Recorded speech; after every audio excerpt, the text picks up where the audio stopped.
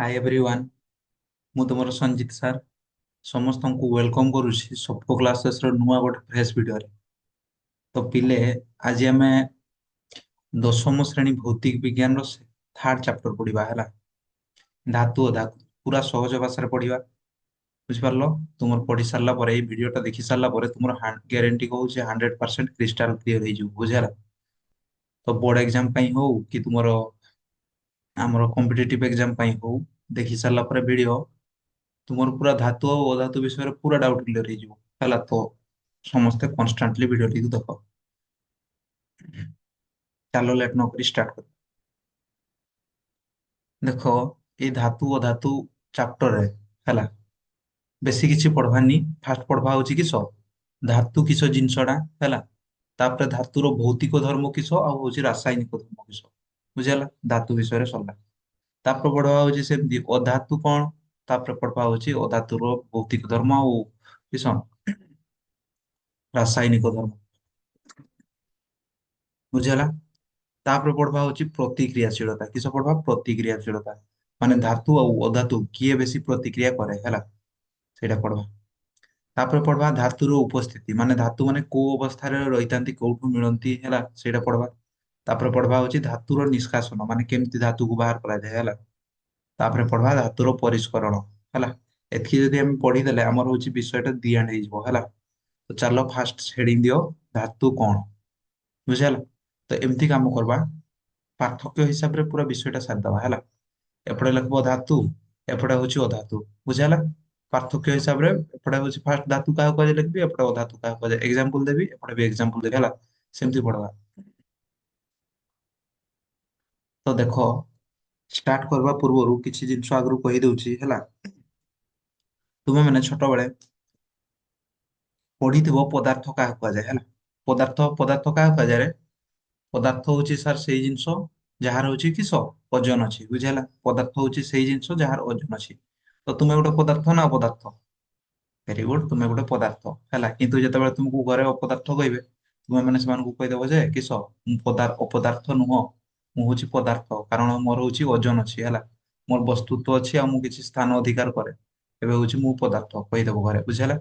ପଦାର୍ଥ ହଉଛି ଯାହାର ଓଜନ ଅଛି, ଯାହାର ଓଜନ ଅଛି ହେଲା। ତେବେ ହଉଛି ଏଇ ପଦାର୍ଥକୁ ଆମର ଉପାଦାନ ଦୃଷ୍ଟିରୁ ହେଲା କେତେ ଭାଗରେ ବିଭକ୍ତ କରାଯାଇଛି? ଦୁଇ ଭାଗରେ। ଗୋଟେ ହଉଛି ବିଶୁଦ୍ଧ ପଦାର୍ଥ ଆଉ ଗୋଟେ କିସ ମିଶ୍ରଣ ପଦାର୍ଥ। ବୁଝିପାରିଲ? ପଦାର୍ଥକୁ ଆମର ଉପାଦାନ ଦୃଷ୍ଟିରୁ କେତେ ଭାଗରେ ବିଭକ୍ତ କରାଯାଇଛି? ଦୁଇ ଭାଗରେ। ଗୋଟେ ହଉଛି ବିଶୁଦ୍ଧ ଆଉ ଗୋଟେ ହଉଛି ମିଶ୍ରଣ ହେଲା।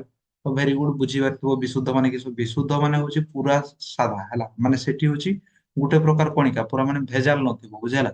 ଆଉ ମିଶ୍ରଣ ମାନେ ହଉଛି ମିଶିକି ଥିବ। ବୁଝିପାରିଲ?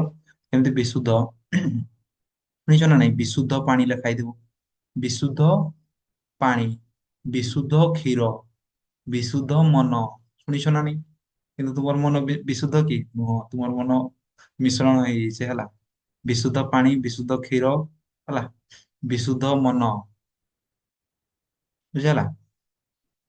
ତ ହଉଛି ବିଶୁଦ୍ଧ ହଉଛି ଯୋଉଟାରେ କିଛି ମିଶିକି ନଥିବ। ବୁଝିହେଲା? ଆଉ ମିଶ୍ରଣ ହଉଛି ମିକ୍ସ, ସବୁ ପ୍ରକାର ଜିନିଷ ମିଶିକି ଥିବ। ଯେମିତି ହଉଛି ଆମର ହଉଛି ସରବତ ଗୋଟେ କିସ ମିଶ୍ରଣ। ସରବତ କାହାର କାହାର ମିଶ୍ରଣ? ଲେମ୍ବୁ, ଚିନି, ପାଣିର ମିଶ୍ରଣ। ବୁଝିହେଲା? ବୁଝିହେଲା? ହେଲା। ତ ଦେଖ, କି କହିଲି ଆମର ପଦାର୍ଥ ହଉଛି ଯାହାର ଓଜନ ଅଛି ତାହାକୁ ପଦାର୍ଥ କୁହାଯାଏ। ପଦାର୍ଥକୁ ଉପାଦାନ ଦୃଷ୍ଟିରୁ ଦୁଇ ଭାଗରେ ବିଭକ୍ତ କରାଯାଇଛି, ଗୋଟେ ବିଶୁଦ୍ଧ ଆଉ ଗୋଟେ ହଉଛି କିସ ମିଶ୍ରଣ। ବୁଝିହେଲା? ତ ବିଶୁଦ୍ଧକୁ ପୁଣି ଦୁଇ ଭାଗରେ ବିଭକ୍ତ କରାଯାଇଛି। କିସ କିସ? ଗୋଟେ ମୌଳିକ ଆଉ ଗୋଟେ ହଉଛି ଯୌଗିକ। ବୁଝିହେଲା? ଗୋଟେ ହଉଛି ମୌଳିକ ଆଉ ଗୋଟେ ହଉଛି ଯୌଗିକ। ବୁଝିହେଲା? ମୌଳିକ ପଦାର୍ଥ କେତେ ଅଛି? 118ଟି। ତୁମେ ଦେଖିଥିଲ ହେଲା, 9 କ୍ଲାସରେ ପଢିଥିଲ। 118ଟି ମୌଳିକ ପଦାର୍ଥ ଅଛି। ଆଜି ଯାଏଁ ବି ପୁଣି 121ଟି ହେଇଯାଇଛି। ତିଆରି ଚାଲିଛି ଏବେ ବି ହେଲା, ମାନେ ଖୋଜା ଚାଲିଛି ମୌଳିକ ପଦାର୍ଥ। ତାପରେ ହଉଛି ସେମିତି ମିଶ୍ରଣ। ମିଶ୍ରଣକୁ ଦୁଇ ଭାଗରେ ବିଭକ୍ତ କରାଯାଇଛି, ସମଜାତୀୟ ଅସମଜାତୀୟ ହେଲା। ତ ଏଇ ଦେଖ, ଧାତୁ ଅଧାତୁର ଚାପ୍ଟରଟା ପଢବା ପୂର୍ବରୁ ଏଇଟା କି ପାଇଁ କହୁଛି ଦେଖ। ତୁମର ମନରେ ନିହାତି କ୍ୱେଶ୍ଚନ ଆସିଥିବ ନା, ଧାତୁ କିସ, ଧାତୁ କି ଜିନିଷଟା। ଧାତୁ ହଉଛି ସେଇ ମୌଳିକ ପଦାର୍ଥ ହେଲା। ପଢବା ଧାତୁ କାହାକୁ କୁହାଯାଏ। ଧାତୁ ହଉଛି ସେଇ ମୌଳିକ ପଦାର୍ଥ ଯାହା ହଉଛି କିସ ପିଟିଲେ ଠଙ୍ଗ ଠଙ୍ଗ କରବ। ବୁଝିହେଲା?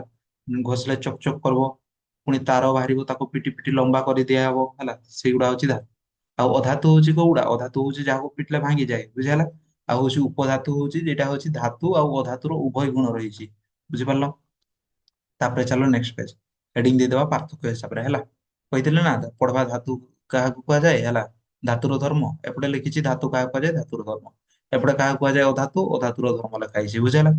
ତ ଦେଖ କ୍ଲିୟର ହେଇଯିବ, ଭିଡିଓଟା ଦେଖିକି ତୁମର କ୍ରିଷ୍ଟାଲ କ୍ଲିୟର ହେଇଯିବ, ବୁଝିଲା। ତ ଦେଖ ଗୋଟେ ଏକ୍ସାମ୍ପଲ ଦଉଛି ହେଲା। ଦୁଇ ଜଣ ପିଲା ଅଛନ୍ତି ହେଲା, ରାମ ଆଉ ଶ୍ୟାମ, ବୁଝିଲା। ରାମ ଦାନ କରେ, ବୁଝିଲା। ରାମ ସବୁବେଳେ ଦାନ କରେ। ରାମ କିସ ଦାନ କରେ। ଆଉ ଶ୍ୟାମ ସବୁବେଳେ ହଉଛି କିସ ଧାର ନିଏ, ବୁଝିଲା। ଧାର ମାନେ ଗ୍ରହଣ କରେ ହେଲା।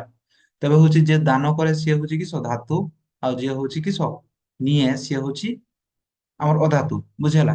ତ ଏଠି କିଏ, ଏଠି ହଉଛି କିସ କନା, ଏଠି ତାର ଅଲଗା ଜିନିଷ ଦଉଥିଲା, କିନ୍ତୁ ଆମର କିସ କନା ଇଲେକ୍ଟ୍ରନ ଯିଏ ଦାନ କରେ, ଧାତୁ ହଉଛି କିସ କନା ଇଲେକ୍ଟ୍ରନ ଯିଏ ଦାନ କରେ ତାହାକୁ ଧାତୁ କୁହାଯାଏ, ବୁଝିହେଲା। ଆଉଥରେ ବୁଝିପାରିଲନି ଏକ୍ସାମ୍ପଲ, ଆଉଥରେ ବୁଝଉଛି, ଆଉଥରେ ବୁଝଉଛି, ଆଉଥରେ ବୁଝଉଛି ହେଲା।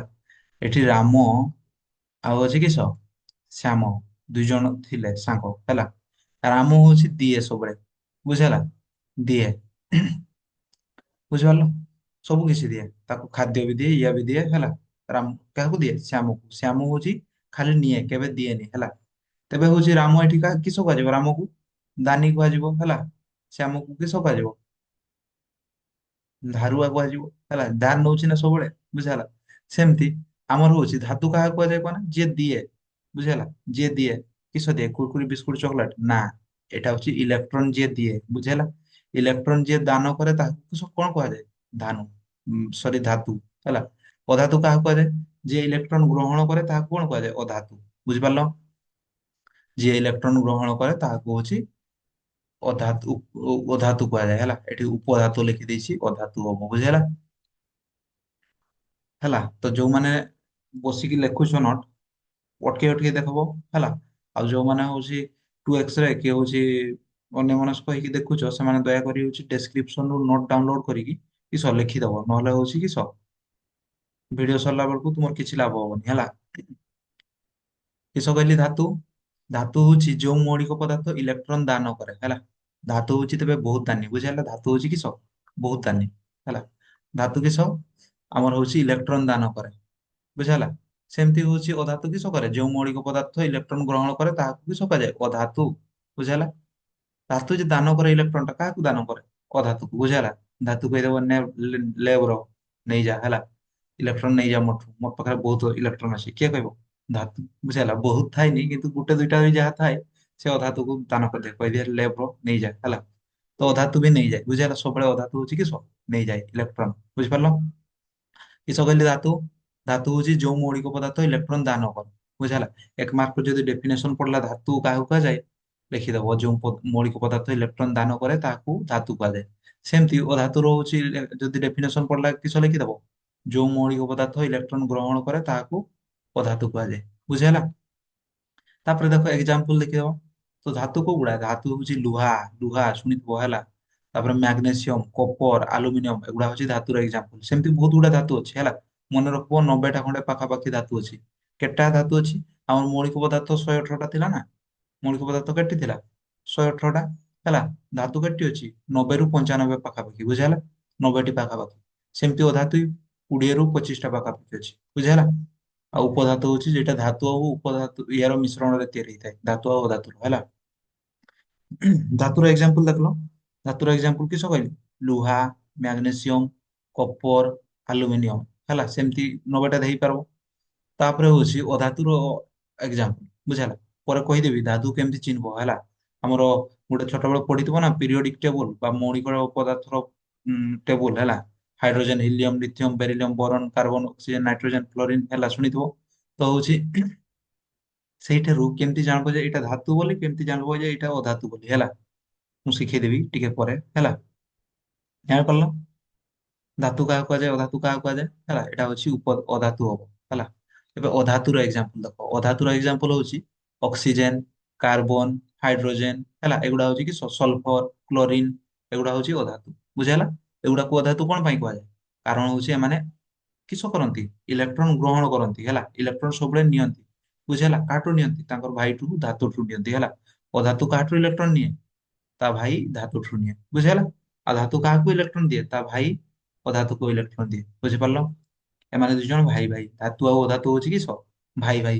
ଧାତୁ ହଉଛି ସବୁବେଳେ ଦାନ କରେ, ଅଧାତୁ ହଉଛି କିସ ସବୁବେଳେ ହଉଛି ନିଏ। ବୁଝିହେଲା। ତାପରେ ପଢବା ହଉଛି ଭୌତିକ ଧର୍ମ। କହିଥିଲି ନା ଧାତୁ ପଢବା, ଧାତୁ ତାପରେ ଭୌତିକ ଧର୍ମ ପଢବା ପାର୍ଥକ୍ୟ ହିସାବରେ। ବୁଝିହେଲା। ପଡିଯିବ ଯଦି ଧାତୁ ଓ ଧାତୁ ପାର୍ଥକ୍ୟ ଲେଖିଦବ। ବୁଝିହେଲା। ତାହାକୁ କୁହାଯାଏ ଏକ୍ସାମ୍ପଲ ଆଉ ତାର ଦୁଇଟା ତିନିଟା ଧର୍ମ। ବୁଝିହେଲା। ତ ଭୌତିକ ଧର୍ମ, ଭୌତିକ ଧର୍ମ ମାନେ ଯୋଉ ଧର୍ମ ଗୁଡାକୁ ଦେଖି ମାନେ କିସ ଯୋଉ ଧର୍ମଟା ହଉଛି ମାନେ ଚେଞ୍ଜ ହେଇଯିବ ହେଲା। ଧରା ଯୋଉ ଚେଞ୍ଜ ହେଇଲା ତାପରେ ମୂଳ ଅବସ୍ଥାକୁ ଫେରି ଆସିବ। ଯେମିତି ହଉଛି ଆମର କାଗଜକୁ ଦୁଇ ଫାଳ କରିଦେଲି, ପୁଣି ହଉଛି କି କାଗଜଟାକୁ ଯୋଡିଦେଲି, ପୁଣି ମୂଳ ଅବସ୍ଥାକୁ ଫେରି ଆସିପାରୁଛି ହେଲା। ସେଇ ଧର୍ମ ଗୁଡାକୁ ସବୁ କୁହାଯାଏ ଭୌତିକ ଧର୍ମ। ବୁଝିହେଲା। ଧାତୁର ଫାଷ୍ଟ ଭୌତିକ ଧର୍ମ ହଉଛି ଧାତୁର ଔଜ୍ଜଲ୍ୟତା ଅଛି। ବୁଝିହେଲା। ମାନେ ହଉଛି ଧାତୁକୁ ଘଷିବ ଯଦି ଚକ ଚକ କରିବ, ଲୁହାକୁ ଘଷିବ କିସ ଚକ ଚକ କରିବ ହେଲା। ସେଇଟାକୁ କିସ କୁହାଯାଏ ଔଜ୍ଜଲ୍ୟତା ଗୁଣ। ଧାତୁର ଔଜ୍ଜଲ୍ୟତା ଗୁଣ କାହାକୁ କୁହାଯାଏ? ଧାତୁକୁ ଘଷିଲେ ଚକଚକ କରେ। ବୁଝିହେଲା। ଏଇଟା ହଉଛି ଧାତୁର ଔଜ୍ଜଲ୍ୟତା ଗୁଣ। କିନ୍ତୁ ଅଧାତୁ ଚକଚକ କରେ ନାହିଁ ହେଲା। କିନ୍ତୁ ଅଧାତୁ ଚକଚକ କରେ ନାହିଁ। ବୁଝିହେଲା। ଅଧାତୁ ଚକଚକ କରେ ନାହିଁ ମନେ ରଖିବ ହେଲା। କିନ୍ତୁ ଏଠି କିଛି ବ୍ୟତିକ୍ରମ ହେଲା, କି ଏଇଠି କିନ୍ତୁ କିଛି ବ୍ୟତିକ୍ରମ ଅଛି। ବ୍ୟତିକ୍ରମ ମାନେ ହଉଛି ଏଇ ତାଙ୍କର ମାନେ ଅଧାତୁ ମାନଙ୍କର ନିୟମ ହଉଛି କି ଚକଚକ କରିବେନି ହେଲା। କିନ୍ତୁ ହଉଛି ଆୟୋଡିନ କହିବା ହଉଛି କି ଆୟୋଡିନ ବି ଗୋଟେ ଅଧାତୁ। ସେ କହିବା ହଉଛି ମୁଁ ତୁମର ଏଇ ନିୟମଟାକୁ ମାନିବିନି ହେଲା। ମୁଁ ତୁମର ଏଇ ନିୟମଟାକୁ ମାନିବିନି, ମୁଁ ଚକଚକ କରିବି। ବୁଝିହେଲା। ଆୟୋଡିନ ଚକଚକ କରେ। ବୁଝିହେଲା। ଆୟୋଡିନ ଅଧାତୁ ଚକଚକ କରେ। ବୁଝିହେଲା। ଏମିତି ପଡିବ ପରୀକ୍ଷାରେ କ୍ୱେଶ୍ଚନ, କୋଉ ଅଧାତୁ ଚକଚକ କରେ? କୋଉ ଅଧାତୁ? ଆୟୋଡିନ ହେଲା। ଧାତୁର ଔଜ୍ଜଲ୍ୟତା ଅଛି କିନ୍ତୁ ହଉଛି ଅଧାତୁର ଔଜ୍ଜଲ୍ୟତା ନାହିଁ ହେଲା। ବ୍ୟତିକ୍ରମ ହଉଛି ବା ଏକ୍ସେପସନ ହଉଛି ବା ବ୍ୟତିରକେ ଆୟୋଡିନ ହେଲା। ଆୟୋଡିନ ଚକଚକ କରେ, ଆୟୋଡିନ ଅଧାତୁ ଚକଚକ କରେ। ସେକେଣ୍ଡ ପଏଣ୍ଟ ଦେଖିବା। ସେକେଣ୍ଡ ପଏଣ୍ଟ, ସେକେଣ୍ଡ ଗୁଣ ବା ସେକେଣ୍ଡ ଧର୍ମ। ସେକେଣ୍ଡ ଧର୍ମ ହଉଛି ଧାତୁ ନମନୀୟତା ଗୁଣ ରହିଛି। କିସ? ନମନୀୟତା ଗୁଣ। ନମନୀୟତା ଗୁଣ ସାର ପୁଣି କିସ? ନମନୀୟତା ମାନେ ହଉଛି ତୁମେ ଯଦି ଲୁହା ଗୋଟେ କାମ କର ହେଲା, ଯାଉ ଲୁହା ଗୋଟେ ଧର ହେଲା, ଲୁହାକୁ ପିଟିବ। ବୁଝିହେଲା। ପିଟି ପିଟି ପିଟି ପିଟି ପିଟି ପିଟି ପତଳା କରିପାରିବ ନା ନାଇଁ? କି ବଡ ଲୁହାଟାକୁ ବି ଯଦି ପିଟିବ, ପିଟି ପିଟି ଏତକି ବଡ ବି କରିପାରିବ। ବୁଝିହେଲା। ପିଟି ପିଟି ପିଟି ପିଟି କି ପତଳା ବି କରିବ। ଦେଖିଲ ନା ନାଇଁ ରଡ୍ ଟାକୁ ହଉଛି କି କଟରେ ତିଆରି କରାଯିବ। ଏତକି ଟିକେ ଲୁହାଟାକୁ, ଏତକି ଟିକେ ଲୁହାରୁ କିସ ଆମର କୁମ୍ଭାର କୁମ୍ଭାର ଭାଇ ମାନେ ହଉଛି କି କଟୁରୀ ତିଆରି କରନ୍ ହେଲା, କି ଆମର ଦା ତିଆରି କରନ୍। ବୁଝିହେଲା। ତ ହଉଛି ଆମର ହଉଛି ଧାତୁ ମାନଙ୍କର ନମନୀୟତା ଗୁଣ ଅଛି। ନମନୀୟତା ଗୁଣ ମାନେ କିସ ମାନେ ତାକୁ ପିଟି ପିଟି ପିଟି ପିଟି ପତଳା କରିହବ। ବୁଝିହେଲା। ଏଇଟାକୁ ଯଦି ପିଟି ପିଟି ପିଟି ପିଟି ପତଳା କରିହବ ହେଲା, ସେଇଟା ହଉଛି କି ଧାତୁର ନମନୀୟତା ଗୁଣ ରହିଛି ହେଲା। ତାପରେ ହଉଛି ଅଧାତୁର ହଉଛି କି ନମନୀୟତା ଗୁଣ ନାହିଁ। ମାନେ ତାକୁ ଯଦି ପିଟିବ କି ଫସ୍ କରି ଭାଙ୍ଗିଯିବ, ଫସ୍ କରି ଭାଙ୍ଗିଯିବ। ବୁଝିହେଲା। ଅଧାତୁ ହଉଛି ତାର ନମନୀୟତା ଗୁଣ ନାହିଁ। ବୁଝିହେଲା। ତ ହଉଛି ସବୁଠୁ ବେଶୀ ନମନୀୟତା ଗୁଣ କାହାର ଅଛି ଜାଣିଛ? ସୁନା। ସୁନା ଆଉ ରୂପାର। ଏମାନଙ୍କୁ ଯଦି ଏତକି ଟିକେ ଜିନିଷ 1 ଗ୍ରାମ ସୁନାକୁ ଯଦି ପିଟିବ ନା ହେଲା, ଏତକି ବଡ ଚାଦର ହେଇଯିବ, ଏହାଠୁ ବଡ ହେଇଯିବ। ବୁଝିହେଲା। ବୁଝିପାରିଲ? ନମନୀୟତା ଗୁଣ କାହାକୁ କୁହାଯାଏ ଜାଣିପାରିବ? ନମନୀୟତା ଗୁଣ ହଉଛି ଧାତୁକୁ ପିଟିଲେ ହଉଛି କିସ ଏହା ଚାଦର ହେଇଯାଏ। ବୁଝିହେଲା। ଚାଦର ପରି ପତଳା ହେଇଯାଏ। ଏହା ହଉଛି ଧାତୁର ନମନୀୟତା ଗୁଣ। ବୁଝିପାରିଲ? All clear? ଚାଲ ନେକ୍ସଟ ପେଜ। ନେକ୍ସଟ ପଏଣ୍ଟ ଦେଖିବା, ନେକ୍ସଟ ଗୁଣ ଦେଖିବା ହେଲା। ଧାତୁର ନେକ୍ସଟ ଗୁଣ ଦେଖିବା, ଅଧାତୁର ନେକ୍ସଟ ଗୁଣ ଦେଖିବା। ତ ନେକ୍ସଟ ଗୁଣ ହଉଛି ଧାତୁର ତନ୍ୟତା ଗୁଣ ଗୋଟେ ଅଛି ହେଲା। ତନ୍ୟତା ଗୁଣ ମାନେ ହଉଛି ଧାତୁକୁ ପିଟିଲେ ତମେ ଦେଖିଥିବ ଲୁହାକୁ ଚାଦର ବି କରିହବ, ଲୁହାକୁ ପିଟି ପିଟି ପିଟି ପିଟି ଲମ୍ବା ବି କରିହବ। ବୁଝିହେଲା। କରିହବ ନା ନାଇଁ? କରିହବ। ବୁଝିହେଲା। ତ ହଉଛି ସେଇଟାକୁ ତନ୍ୟତା ଗୁଣ କୁହାଯିବ। ତନ୍ୟତା ଗୁଣ କାହାକୁ କୁହାଯିବ? ତାର ହଉଛି ତନ୍ୟତା ଗୁଣ ହଉଛି ଧାତୁକୁ ପିଟି ପିଟି ତାର ବାହାର କରିହେବ। ବୁଝିହେଲା। ଧାତୁକୁ ପିଟିଲେ କି ସେଠୁ ତାର ବାହାରିବ, ତାର ପରି ଲମ୍ବା କରାହେବ। ଧାତୁକୁ ପିଟିଲେ ତାର ପରି ଲମ୍ବା ହେଇପାରିବ ନା ନାଇଁ? ହେଇପାରିବ। ଏଇଟାକୁ ଧାତୁର କିସ ଗୁଣ କୁହାଯାଏ? ତନ୍ୟତା ଗୁଣ। ବୁଝିହେଲା।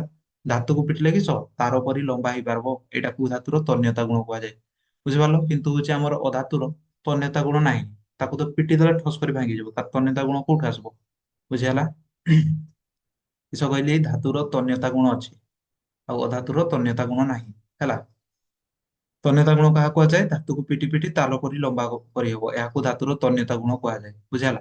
ତ ମନେ ରଖ ସୁନାର ସବୁଠୁ ତନ୍ୟତା ଗୁଣ ବେଶୀ ଅଛି ହେଲା। ସୁନାର କିସ ତନ୍ୟତା ଗୁଣ ବେଶୀ ଅଛି। ବୁଝିପାରିଲ? ଯଦି ତୁମେ 1 ଗ୍ରାମ ର ସୁନା ବି ନିଅ ନା, ତାକୁ ଯଦି ପିଟିବ 2 କିଲୋମିଟର ତାର ବାହାରିଯିବ। ବୁଝିହେଲା। 2 କିଲୋମିଟର ଭାବ କେତେ ଦୂରିଆ ହେଲା। 2 କିଲୋମିଟର ତାର ବାହାରିଯିବ, କେତେ ଦୂରିଆ ଭାବ ହେଲା। 1 ଗ୍ରାମ ସୁନାରୁ ହେଲା। ତ ସବୁଠୁ ହଉଛି ବେଶୀ ତନ୍ୟ କିଏ? ସୁନା। ବୁଝିହେଲା। ତାପରେ ହଉଛି ନେକ୍ସଟ ପଏଣ୍ଟ ଦେଖିବା, ନେକ୍ସଟ ପାର୍ଥକ୍ୟ ହେଲା। ଫାଷ୍ଟ ପାର୍ଥକ୍ୟ କିସ ପଡିଲା ରେ? ଧାତୁର ଫାଷ୍ଟ ପାର୍ଥକ୍ୟ ପଡିଲା ହଉଛି ଔଜ୍ଜଲ୍ୟତା ରହିଛି।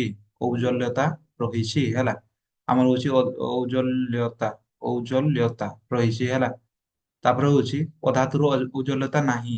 ତାପରେ ହଉଛି ଧାତୁର ହଉଛି କିସ ସେକେଣ୍ଡ ହଉଛି ପଏଣ୍ଟ ହଉଛି ଧାତୁର ହଉଛି ଆମର ନମନୀୟତା ରହିଛି, ନମନୀୟତା ଗୁଣ, ନମନୀୟତା। ସେମିତି ଅଧାତୁର ନମନୀୟତା ନାହିଁ। ତାପରେ ହଉଛି ଥାର୍ଡ ପଏଣ୍ଟ କିସ ପଢିଲେ? ଥାର୍ଡ ପଏଣ୍ଟ ହଉଛି ଧାତୁର ତନ୍ୟତା ଗୁଣ ରହିଛି, ଅଧାତୁର ତନ୍ୟତା ଗୁଣ ନାହିଁ। ତାପରେ ଫୋର୍ଥ ପଏଣ୍ଟ ପଢବା। ଫୋର୍ଥ ପଏଣ୍ଟ ହଉଛି ଧାତୁକୁ ପିଟିଲେ ଉଚ୍ଚ ଶବ୍ଦ ହୁଏ ହେଲା। ଧାତୁକୁ ପିଟିଲେ ଉଚ୍ଚ ଶବ୍ଦ ହୁଏ। ଧାତୁର ଏକ୍ସାମ୍ପଲ ଦିଅ। ଧାତୁର ଏକ୍ସାମ୍ପଲ ହଉଛି ଲୁହା, ତମ୍ବା ହେଲା, ଟିଣ। ଏଗୁଡା ହଉଛି କିସ ଧାତୁ। ତ ଏମାନଙ୍କୁ ପିଟିଲେ ଉଚ୍ଚ ଶବ୍ଦ ମାନେ ହଉଛି ଏମାନଙ୍କୁ ଯଦି ପିଟିବ କିସ ହବ? ଠଙ୍ଗ ଠଙ୍ଗ ଶବ୍ଦ ହବ ହେଲା, ଉଚ୍ଚ ଶବ୍ଦ ହବ।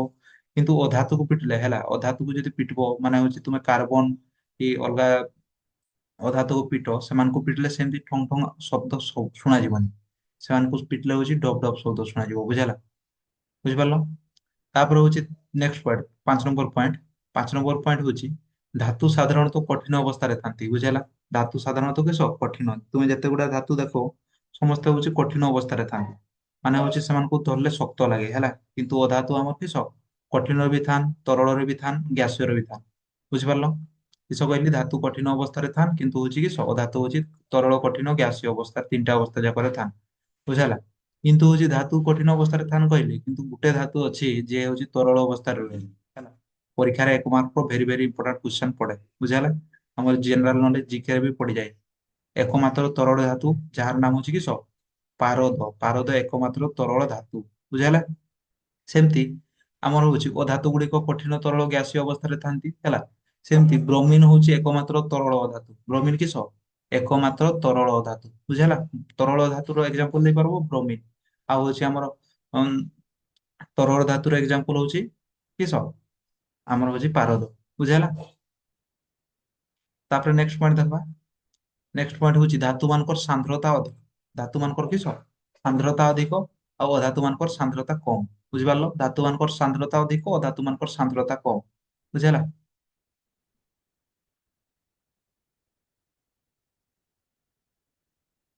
ସାନ୍ଦ୍ରତା ସାର ପୁଣି ଏଇସବୁ ଜିନିଷ।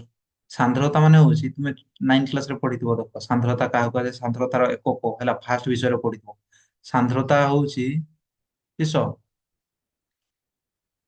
ବସ୍ତୁତ୍ବ ଆଉ ଆ,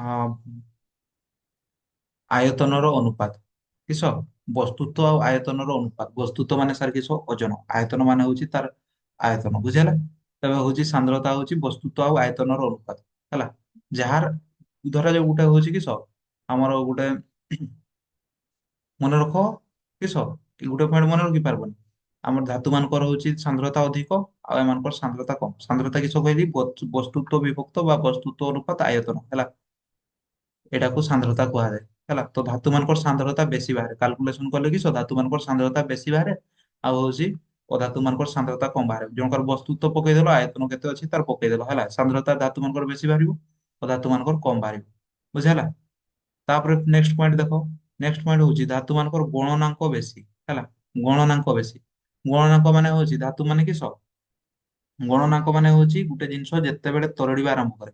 ଯେମିତି ଜଳ କେତେବେଳେ କେତେ ତାପମାତ୍ରାରେ ତରଳିବା ଆରମ୍ଭ କରେ? ଜଳର ଗଣନାଙ୍କ ହଉଛି 0 ଡିଗ୍ରୀ ସେଲସିୟସ। ମାନେ ହଉଛି 0 ଡିଗ୍ରୀ ସେଲସିୟସ କିସ ପାଣି ମାନେ ବରଫ ତରଳିବାକୁ ଆରମ୍ଭ କରେ। ତେବେ ଜଳର ଗଣନାଙ୍କ କେତେ? 0 ଡିଗ୍ରୀ ସେଲସିୟସ। ସେମିତି ଧାତୁ ମାନଙ୍କର ଗଣନାଙ୍କ ଖୁବ ବେଶୀ ମାନେ ହଉଛି କିସ ଖୁବ ବେଶୀ ମାନେ ହଉଛି ସେମାନଙ୍କୁ 100 ଡିଗ୍ରୀ ସେଲସିୟସ କି ହଉଛି ଅଲଗା 90 ଡିଗ୍ରୀ 99 ଡିଗ୍ରୀ ସେଲସିୟସ ସେମିତି ତାପରେ ଗଣନାଙ୍କ। ବୁଝିହେଲା? ଆଉ ହଉଛି ଧାତୁ ମାନଙ୍କର ଗଣନାଙ୍କ କମ। ବୁଝିହେଲା? ତାଙ୍କର ଗଣନାଙ୍କ ସାଧାରଣତଃ କମ। ବୁଝିହେଲା? ତ ଏଇଠି ମନେ ରଖିବ ହେଲା, ଏକ୍ସେପସନ କିଛି ଅଛି ମାନେ ବ୍ୟତିକ୍ରମ ହେଲା। ସବୁ ଧାତୁଙ୍କର ଗଣନାଙ୍କ ବେଶୀ ନୁହଁ ହେଲା। ଯେମିତି ହଉଛି ଗାଲିୟମ ଆଉ ସିଜିୟମ, ଏମାନଙ୍କର ଗଣନାଙ୍କ ହଉଛି କିସ ବହୁତ କମ ହେଲା। ତୁମେ ଜାଣିଲ ଯେ ଧାତୁ ମାନଙ୍କର ଗଣନାଙ୍କ ବେଶୀ, କିନ୍ତୁ ହଉଛି ଗାଲିୟମ ଆଉ ସିଜିୟମ ଏମାନଙ୍କର ଗଣନାଙ୍କ ହଉଛି କିସ ବହୁତ କମ ହେଲା। ଏମାନଙ୍କୁ ହାତରେ ଯଦି ରଖିଦେଲ କି ତରଳିଯିବ, ପାଣିକିରି ବୋହିଯିବେ ହେଲା। ଗାଲିୟମ ଆଉ ସିଜିୟମକୁ ଯଦି ତୁମେ ହାତରେ ରଖିଦେଲ କିସ ପାଣି ପରି ବୋହିଯିବେ। ବୁଝିହେଲା? ତାପରେ ହଉଛି ଧାତୁ ହଉଛି କି ବିଦ୍ୟୁତ ସୁପରିବାହୀ ଆଉ ହଉଛି ଅଧାତୁ ହଉଛି ବିଦ୍ୟୁତ କୁପରିବାହୀ।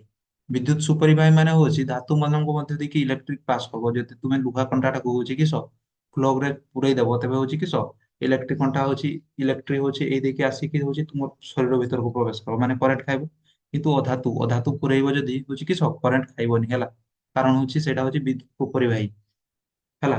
ବିଦ୍ୟୁତ କୁପରିବାହୀ ମାନେ ହଉଛି ସେଇ ଦେଇକି ଲାଇନ ପାସ୍ କରିବନି। ବିଦ୍ୟୁତ କୁପରିବାହୀ କିନ୍ତୁ ମନେ ରଖିବ କାର୍ବନ, କାର୍ବନ ର ତିନିଟା ଅପରୂପ ଅଛି। ଗୋଟେ ହଉଛି କିସ, କାର୍ବନ ର ତିନିଟା ରୂପ ଅଛି। ଗୋଟେ ହଉଛି ହୀରା, ଗୋଟେ ହଉଛି ଗ୍ରାଫାଇଟ, ଆଉ ଗୋଟେ ହଉଛି କିସ ଆମର ହଉଛି ଫୁଲାରିନ।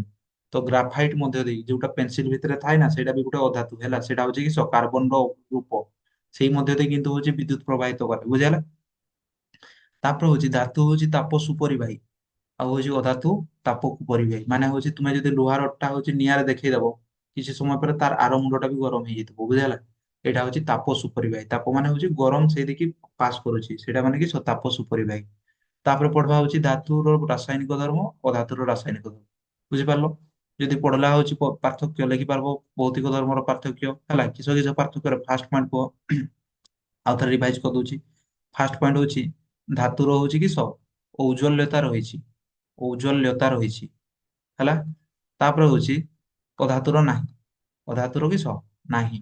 ଧାତୁର ନମନୀୟତା ଗୁଣ ରହିଛି, ନମନୀୟତା ହେଲା, ନମନୀୟତା ଗୁଣ ରହିଛି, ୟାର ନାହିଁ। ତାପରେ ଥାର୍ଡ ରେ ହଉଛି ଧାତୁର ହଉଛି କିସ ତନ୍ୟତା ଗୁଣ ରହିଛି, ୟାର ନାହିଁ। ତାପରେ ହଉଛି ଧାତୁ ମାନେ ହଉଛି କିସ ଉଚ୍ଚ ସ୍ୱର କରନ୍ତି, ଇଏ ହଉଛି ଉଚ୍ଚ ସ୍ୱର କରନ୍ତିନି। ତାପରେ ଏ ହଉଛି କଠିନ ଅବସ୍ଥାରେ ଥାଏ, ଇଏ ହଉଛି କି ତରଳ ଅବସ୍ଥା, କଠିନ ଅବସ୍ଥା, ଗ୍ୟାସୀୟ ଅବସ୍ଥାରେ ରହିଥାନ୍ତି। ତାପରେ ହଉଛି ଇଏ ହଉଛି କି ଗଣନାଙ୍କ ବେଶୀ, ୟାର ହଉଛି ଗଣନାଙ୍କ କମ ହେଲା।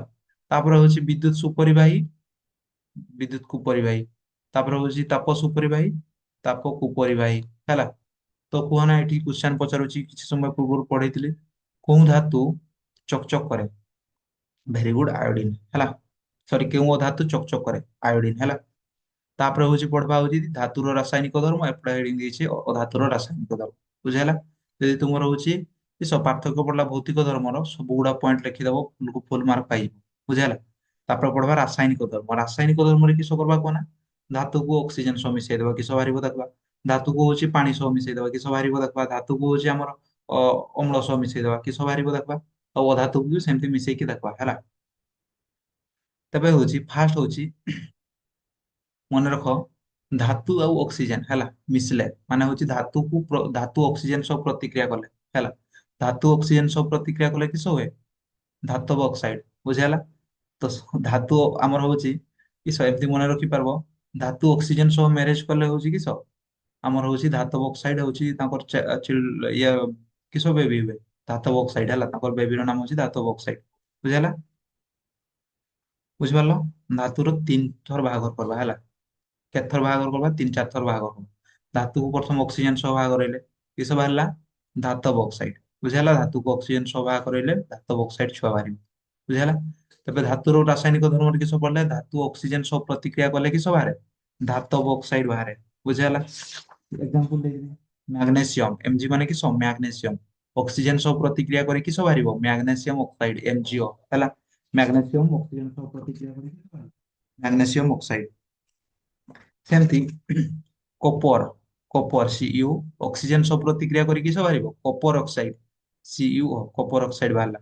ସେମିତି ଆଲୁମିନିୟମ ଅକ୍ସିଜେନ ସହ ପ୍ରତିକ୍ରିୟା କରି କିସ ବାହାରିବ? ଆଲୁମିନିୟମ ଅକ୍ସାଇଡ, Al2O3, ବୁଝିହେଲା। Al2O3, ବୁଝିପାରିଲ। ବୁଝିହେଲା ନା? କିସ କହିଲି? ଆମର ରାସାୟନିକ ଧର୍ମରେ କିସ ପ୍ରତିକ୍ରିୟା କରେଇବା ହେଲା, ବାହା କରେଇବା। ଧାତୁକୁ ପ୍ରଥମ ଅକ୍ସିଜେନ ସହ, ତାପରେ ହଉଛି ଧାତୁକୁ ଜଳ ସହ, ତାପରେ ହଉଛି ଧାତୁକୁ ଅମ୍ଳ ସହ, ବୁଝିହେଲା। କିସ କିସ ବାହାରୁଛି ଦେଖବା। ସେମିତି ଅଧାତୁକୁ ବି ଅକ୍ସିଜେନ ସହ ବାହା କରେଇବା, କିସ ତାଙ୍କର ଛୁଆ ହେଲା ଦେଖବା। କିନ୍ତୁ ହଉଛି ଅଧାତୁକୁ ଜଳ ସହ ଇଏ କରେଇବା, କିସ ହବ ଦେଖବା ହେଲା। ତ ମନେ ରଖ, ଧାତୁକୁ ଅକ୍ସିଜେନ ସହ ମ୍ୟାରେଜ କରେଇଲେ କିସ ବାହାରେ? ଧାତବ ଅକ୍ସାଇଡ, କିସ ବାହାରେ? ଧାତବ ଅକ୍ସାଇଡ। ତାଙ୍କ ଛୁଆର ନାମ କିସ? ଧାତବ ଅକ୍ସାଇଡ। ଏକ୍ସାମ୍ପଲ, ମ୍ୟାଗ୍ନେସିୟମ ଆଉ ଅକ୍ସିଜେନ ତାଙ୍କର ମ୍ୟାରେଜ ହେଇଗଲା, ତାଙ୍କର ଚିଲଡ୍ରେନ କିସ ହେଲା? ତାଙ୍କର ଚାଇଲ୍ଡ ନାମ କିସ ହେଲା? ମ୍ୟାଗ୍ନେସିୟମ ଅକ୍ସାଇଡ, ବୁଝିହେଲା। ସେମିତି କପର ଆଉ ଅକ୍ସିଜେନ ତାଙ୍କର ମ୍ୟାରେଜ ହେଲା, କିସ ହେଲା? କପର ଅକ୍ସାଇଡ, ବୁଝିହେଲା। ଏଟାକୁ କେମିତି ଲେଖିପାରିବ? କପର ଅକ୍ସିଜେନ ସହ ପ୍ରତିକ୍ରିୟା କରି କପର ଅକ୍ସାଇଡ ସୃଷ୍ଟି କରେ। ଆଲୁମିନିୟମ ଅକ୍ସିଜେନ ସହ ପ୍ରତିକ୍ରିୟା କରି ଆଲୁମିନିୟମ ଅକ୍ସାଇଡ ସୃଷ୍ଟି କରେ। ତେବେ ଯଦି ପଡିଲା ଧାତୁ ଅକ୍ସିଜେନ ସହ ପ୍ରତିକ୍ରିୟା କଲେ ହଉଛି କଣ ସୃଷ୍ଟି ହୁଏ? ଉଦାହରଣ ସହ ବୁଝାଅ। ସବୁଟା ବୁଝେଇବ, ବୁଝିହେଲା। ପ୍ରଥମ ଲେଖିବ ହଉଛି ଛୋଟ ଛୁଆ ପରି କିସ, ଉପରେ ଲେଖିବ, ବାକ୍ୟରେ ଲେଖିବ, ଧାତୁ ଅକ୍ସିଜେନ ସହ ପ୍ରତିକ୍ରିୟା କରି ଧାତବ ଅକ୍ସାଇଡ ସୃଷ୍ଟି କରେ ହେଲା। ତାପରେ ଏଇଟା ଲେଖିଲ, ବୁଝିହେଲା। ତାପରେ ଏଇଟା ଲେଖିଲ। ଏଇଟା ଲେଖି ସାରିଲା ପରେ ହଉଛି ଏକ୍ସାମ୍ପଲ ଦବ, ବୁଝିହେଲା। ଏକ୍ସାମ୍ପଲ, ଏମଜି ଯୁକ୍ତ O2 ସମାନ ଏମଜିଓ, ସିୟୁ ଯୁକ୍ତ O2 ସମାନ ସିଓ, Al2 ଯୁକ୍ତ O2 ସମାନ Al2O3 ହେଲା। ତ ପିଲେ ଏଇଠି ଦେଖ ଆମର ହଉଛି କିସ ଅସମତୁଲ ହେଇକି ଅଛି, ତୁମେ ସମତୁଲ କରି ଲେଖ ବୁଝିହେଲା। ସମତୁଲ କରି ଲେଖ। ସାର୍ ସମତୁଲ କେମିତି କରାଯାଏ ଶିଖିନି। ରାସାୟନିକ ସମୀକରଣ ବିଷୟରେ ପଢା ହେଇଥିଲା, ରାସାୟନିକ ସମୀକରଣ। ଯାଇକି ଯଦି ଭିଡିଓଟା ଦେଖିନ, ଏଇନା ହିଁ ଦେଖିଦିଅ ବୁଝିହେଲା, ଏଇନା ହିଁ ଦେଖିଦିଅ, ଯଦି ଭିଡିଓଟା ଦେଖିନ ଏଇନା ହିଁ ଦେଖିଦିଅ। ଆମର ହଉଛି ପ୍ଲେ ଲିଷ୍ଟରେ ଥିବ ବୁଝିହେଲା, ୱାନ୍ ଶଟ ପ୍ଲେ ଲିଷ୍ଟରେ ଥିବ। ତାପରେ ହଉଛି କିସ ଅଧାତୁ, ଅଧାତୁକୁ ଅକ୍ସିଜେନ ସହ ମ୍ୟାରେଜ କଲେ କିସ ବାହାରେ ଅଧାତବ ଅକ୍ସାଇଡ ଛୁଆ ହେଲା। ତ ହଉଛି ଅଧାତୁ ଏକ୍ସାମ୍ପଲ କାର୍ବନ ଯୁକ୍ତ ଅକ୍ସିଜେନ କିସ ହେଲା କାର୍ବନ ଅକ୍ସାଇଡ। ତାପରେ ହଉଛି ସଲଫର ଯୁକ୍ତ ଅକ୍ସିଜେନ କିସ ହେଲା ସଲଫର ଅକ୍ସାଇଡ ହେଲା, ସଲଫର ଡାଇଅକ୍ସାଇଡ ସରି କାର୍ବନ ଡାଇଅକ୍ସାଇଡ, ଏଟା ହଉଛି ସଲଫର ଡାଇଅକ୍ସାଇଡ ବୁଝିହେଲା। ମନେ ରହିବ ହେଲା, କ୍ୱେଶ୍ଚନ ପଡିଲେ ଲେଖିପାରିବ ହେଲା। ତାପରେ ହଉଛି ମନେ ରଖିବା କଥା ଯେ ଏଇ ଯେ ଧାତବ ଅକ୍ସାଇଡ ଟା ସୃଷ୍ଟି ହେଲା, ସେଇ ଧାତବ ଅକ୍ସାଇଡ ଗୁଡିକ କିସ କ୍ଷାରୀୟ ବୁଝିହେଲା, ଧାତବ ଅକ୍ସାଇଡ ଗୁଡିକ କିସ କ୍ଷାରୀୟ ବୁଝିପାରିଲ। ଧାତବ ଅକ୍ସାଇଡ ଗୁଡିକ ହଉଛି କ୍ଷାରୀୟ ବୁଝିପାରିଲ ହେଲା। କିନ୍ତୁ ବେଳେ ବେଳେ ହେଲା ସେଇ ଧାତବ ଅକ୍ସାଇଡ ଗୁଡିକ ହଉଛି ଆମର ଉଭୟ ଅମ୍ଳୀୟ ଆଉ କ୍ଷାରୀୟ ଧର୍ମ ପ୍ରଦର୍ଶନ କରନ୍ତି ହେଲା। ସେମିତି ଆମର ଅକ୍ସାଇଡ କୁ କିସ କରେ, ସେମିତି ଅକ୍ସାଇଡ କୁ ହଉଛି ଏମ୍ଫୋଟେରିକ ଅକ୍ସାଇଡ କୁହାଯାଏ। ପରୀକ୍ଷାରେ ଏବେଠୁ ଘୋଷି ରଖ, ପରୀକ୍ଷାରେ ପଡୁ ହେଲା। ଏମ୍ଫୋଟେରିକ ଅକ୍ସାଇଡ କାହାକୁ କୁହାଯାଏ, କହିବ ହଉଛି ଯୋଉ ଧାତବ ଅକ୍ସାଇଡ ଉଭୟ ଅମ୍ଳୀୟ ଓ କ୍ଷାରୀୟ ଗୁଣ ପ୍ରଦର୍ଶନ କରେ ତାହାକୁ ଏମ୍ଫୋଟେରିକ ଅକ୍ସାଇଡ କୁହାଯାଏ। ତାର ଏକ୍ସାମ୍ପଲ ଦେଇଦବା Al2O3 ZnO ହେଲା, ମାନେ ହଉଛି ଆଲୁମିନିୟମ ଅକ୍ସାଇଡ ଜିଙ୍କ ଅକ୍ସାଇଡ ବୁଝିହେଲା। ଧାତବ ଅକ୍ସାଇଡ ର ଏକ୍ସାମ୍ପଲ ଦିଅ ଯିଏ କି ଏମ୍ଫୋଟେରିକ ଅକ୍ସାଇଡ ହେଲା, କିସ ଆଲୁମିନିୟମ ଅକ୍ସାଇଡ ଆଉ ZnO ବୁଝିହେଲା। ତ ଏଇଠି ଗୋଟେ ମନେ ରଖ, ମୁଁ କହିଲି କି ଧାତବ ଅକ୍ସାଇଡ ଗୁଡିକ ସାଧାରଣତଃ କ୍ଷାରୀୟ ବୁଝିହେଲା। ଆଉ ହଉଛି ଯୋଉ ଧାତବ ଅକ୍ସାଇଡ ହଉଛି ଉଭୟ ଅମ୍ଳୀୟ ଆଉ କ୍ଷାରୀୟ ଗୁଣ ପ୍ରଦର୍ଶନ କରନ୍ତି ତାହାକୁ କଣ କୁହାଯାଏ, ତାହାକୁ କୁହାଯାଏ ହଉଛି ଆମର ଏମ୍ଫୋଟେରିକ ଅକ୍ସାଇଡ ହେଲା। ତ ଦୁଇଟା ଏମ୍ଫୋଟେରିକ ଅକ୍ସାଇଡ ର ନାମ ହଉଛି କିସ ଆଲୁମିନିୟମ ଅକ୍ସାଇଡ ଆଉ ଗୋଟେ ହଉଛି ଜିଙ୍କ ଅକ୍ସାଇଡ ବୁଝିହେଲା। ତ ତାପରେ ହଉଛି ଏନୋଡାଇଜିଂ ହେଲା, ଏନୋଡାଇଜିଂ ହଉଛି ଏନୋଡାଇଜିଂ କିସ ଦେଖ, ଏନୋଡାଇଜିଂ ହଉଛି ଆଲୁମିନିୟମ ଉପରେ ଅକ୍ସାଇଡ ଦେବା ପ୍ରଣାଳୀକୁ ହେଲା, ଆଲୁମିନିୟମ ଉପରେ ଅକ୍ସାଇଡ ର ପ୍ରଲେପ ଦେବା ପ୍ରଣାଳୀକୁ କିସ କୁହାଯାଏ ଏନୋଡାଇଜିଂ କୁହାଯାଏ। ଆଲୁମିନିୟମ Al ଆଲୁମିନିୟମ ଉପରେ ମୋଟା ଅକ୍ସାଇଡ ର ପ୍ରଲେପ ଦେବା ପ୍ରଣାଳୀକୁ କିସ କୁହାଯାଏ ଏନୋଡାଇଜିଂ ହେଲା। ଆଲୁମିନିୟମ ଗୁଡିକ ହଉଛି କିସ ଆମର ହଉଛି ଏମିତି ବାୟୁମଣ୍ଡଳରେ ରହିଲେ ହଉଛି କିସ ଖରାପ ହେଇଯାଏ ହେଲା, ସକ୍ଷାରଣ ମାନେ ଧୀରେ ଧୀରେ କ୍ଷୟ ହେଇଯାଏ।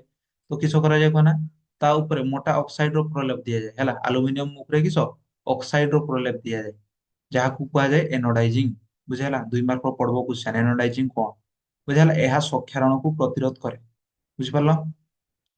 ତାପରେ ପଢବା ସେକେଣ୍ଡ ହଉଛି କିସ ସେକେଣ୍ଡ ପ୍ରତିକ୍ରିୟା, ସେକେଣ୍ଡ ରାସାୟନିକ ପ୍ରତିକ୍ରିୟା, ଧାତୁକୁ ଜଳ ସହ ମିଶେଇବା।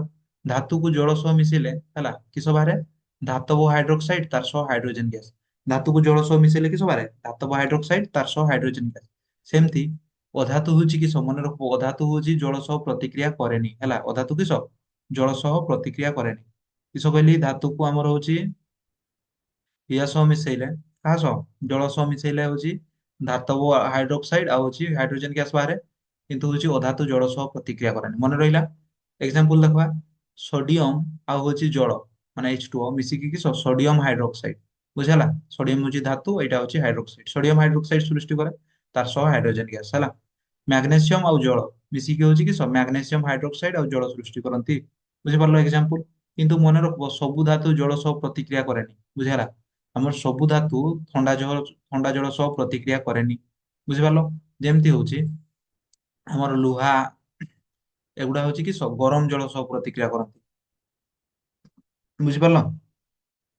କିସ କହିଲି ସବୁ ଧାତୁ ଜଳ ସହ ପ୍ରତିକ୍ରିୟା କରେନି ହେଲା, ସବୁ ଧାତୁ ଜଳ ସହ ପ୍ରତିକ୍ରିୟା କରେନି। ଯେମିତି ହଉଛି ମ୍ୟାଗ୍ନେସିୟମ, ଏଇଟା ହଉଛି ଖାଲି ସବୁ ଧାତୁ ଥଣ୍ଡା ଜଳ ସହ ପ୍ରତିକ୍ରିୟା କରେନି।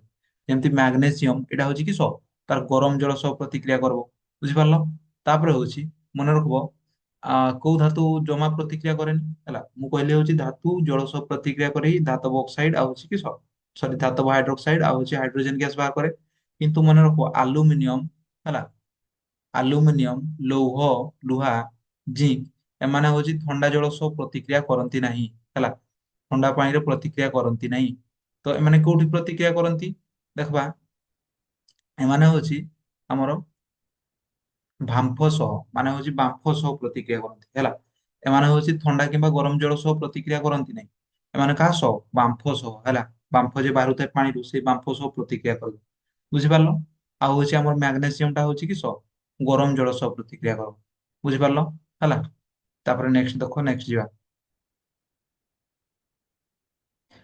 ହେଲା, ତ ଏଇଠି ଗୋଟେ ମନେ ରଖିବ, ଅଧାତୁ ହଉଛି ଆମର ଜଳ ସହ ପ୍ରତିକ୍ରିୟା କରେନି। ହେଲା, ଧାତୁ ଯେମିତି, ସରି, ଅଧାତୁ ଜଳ ସହ ପ୍ରତିକ୍ରିୟା କରେନି।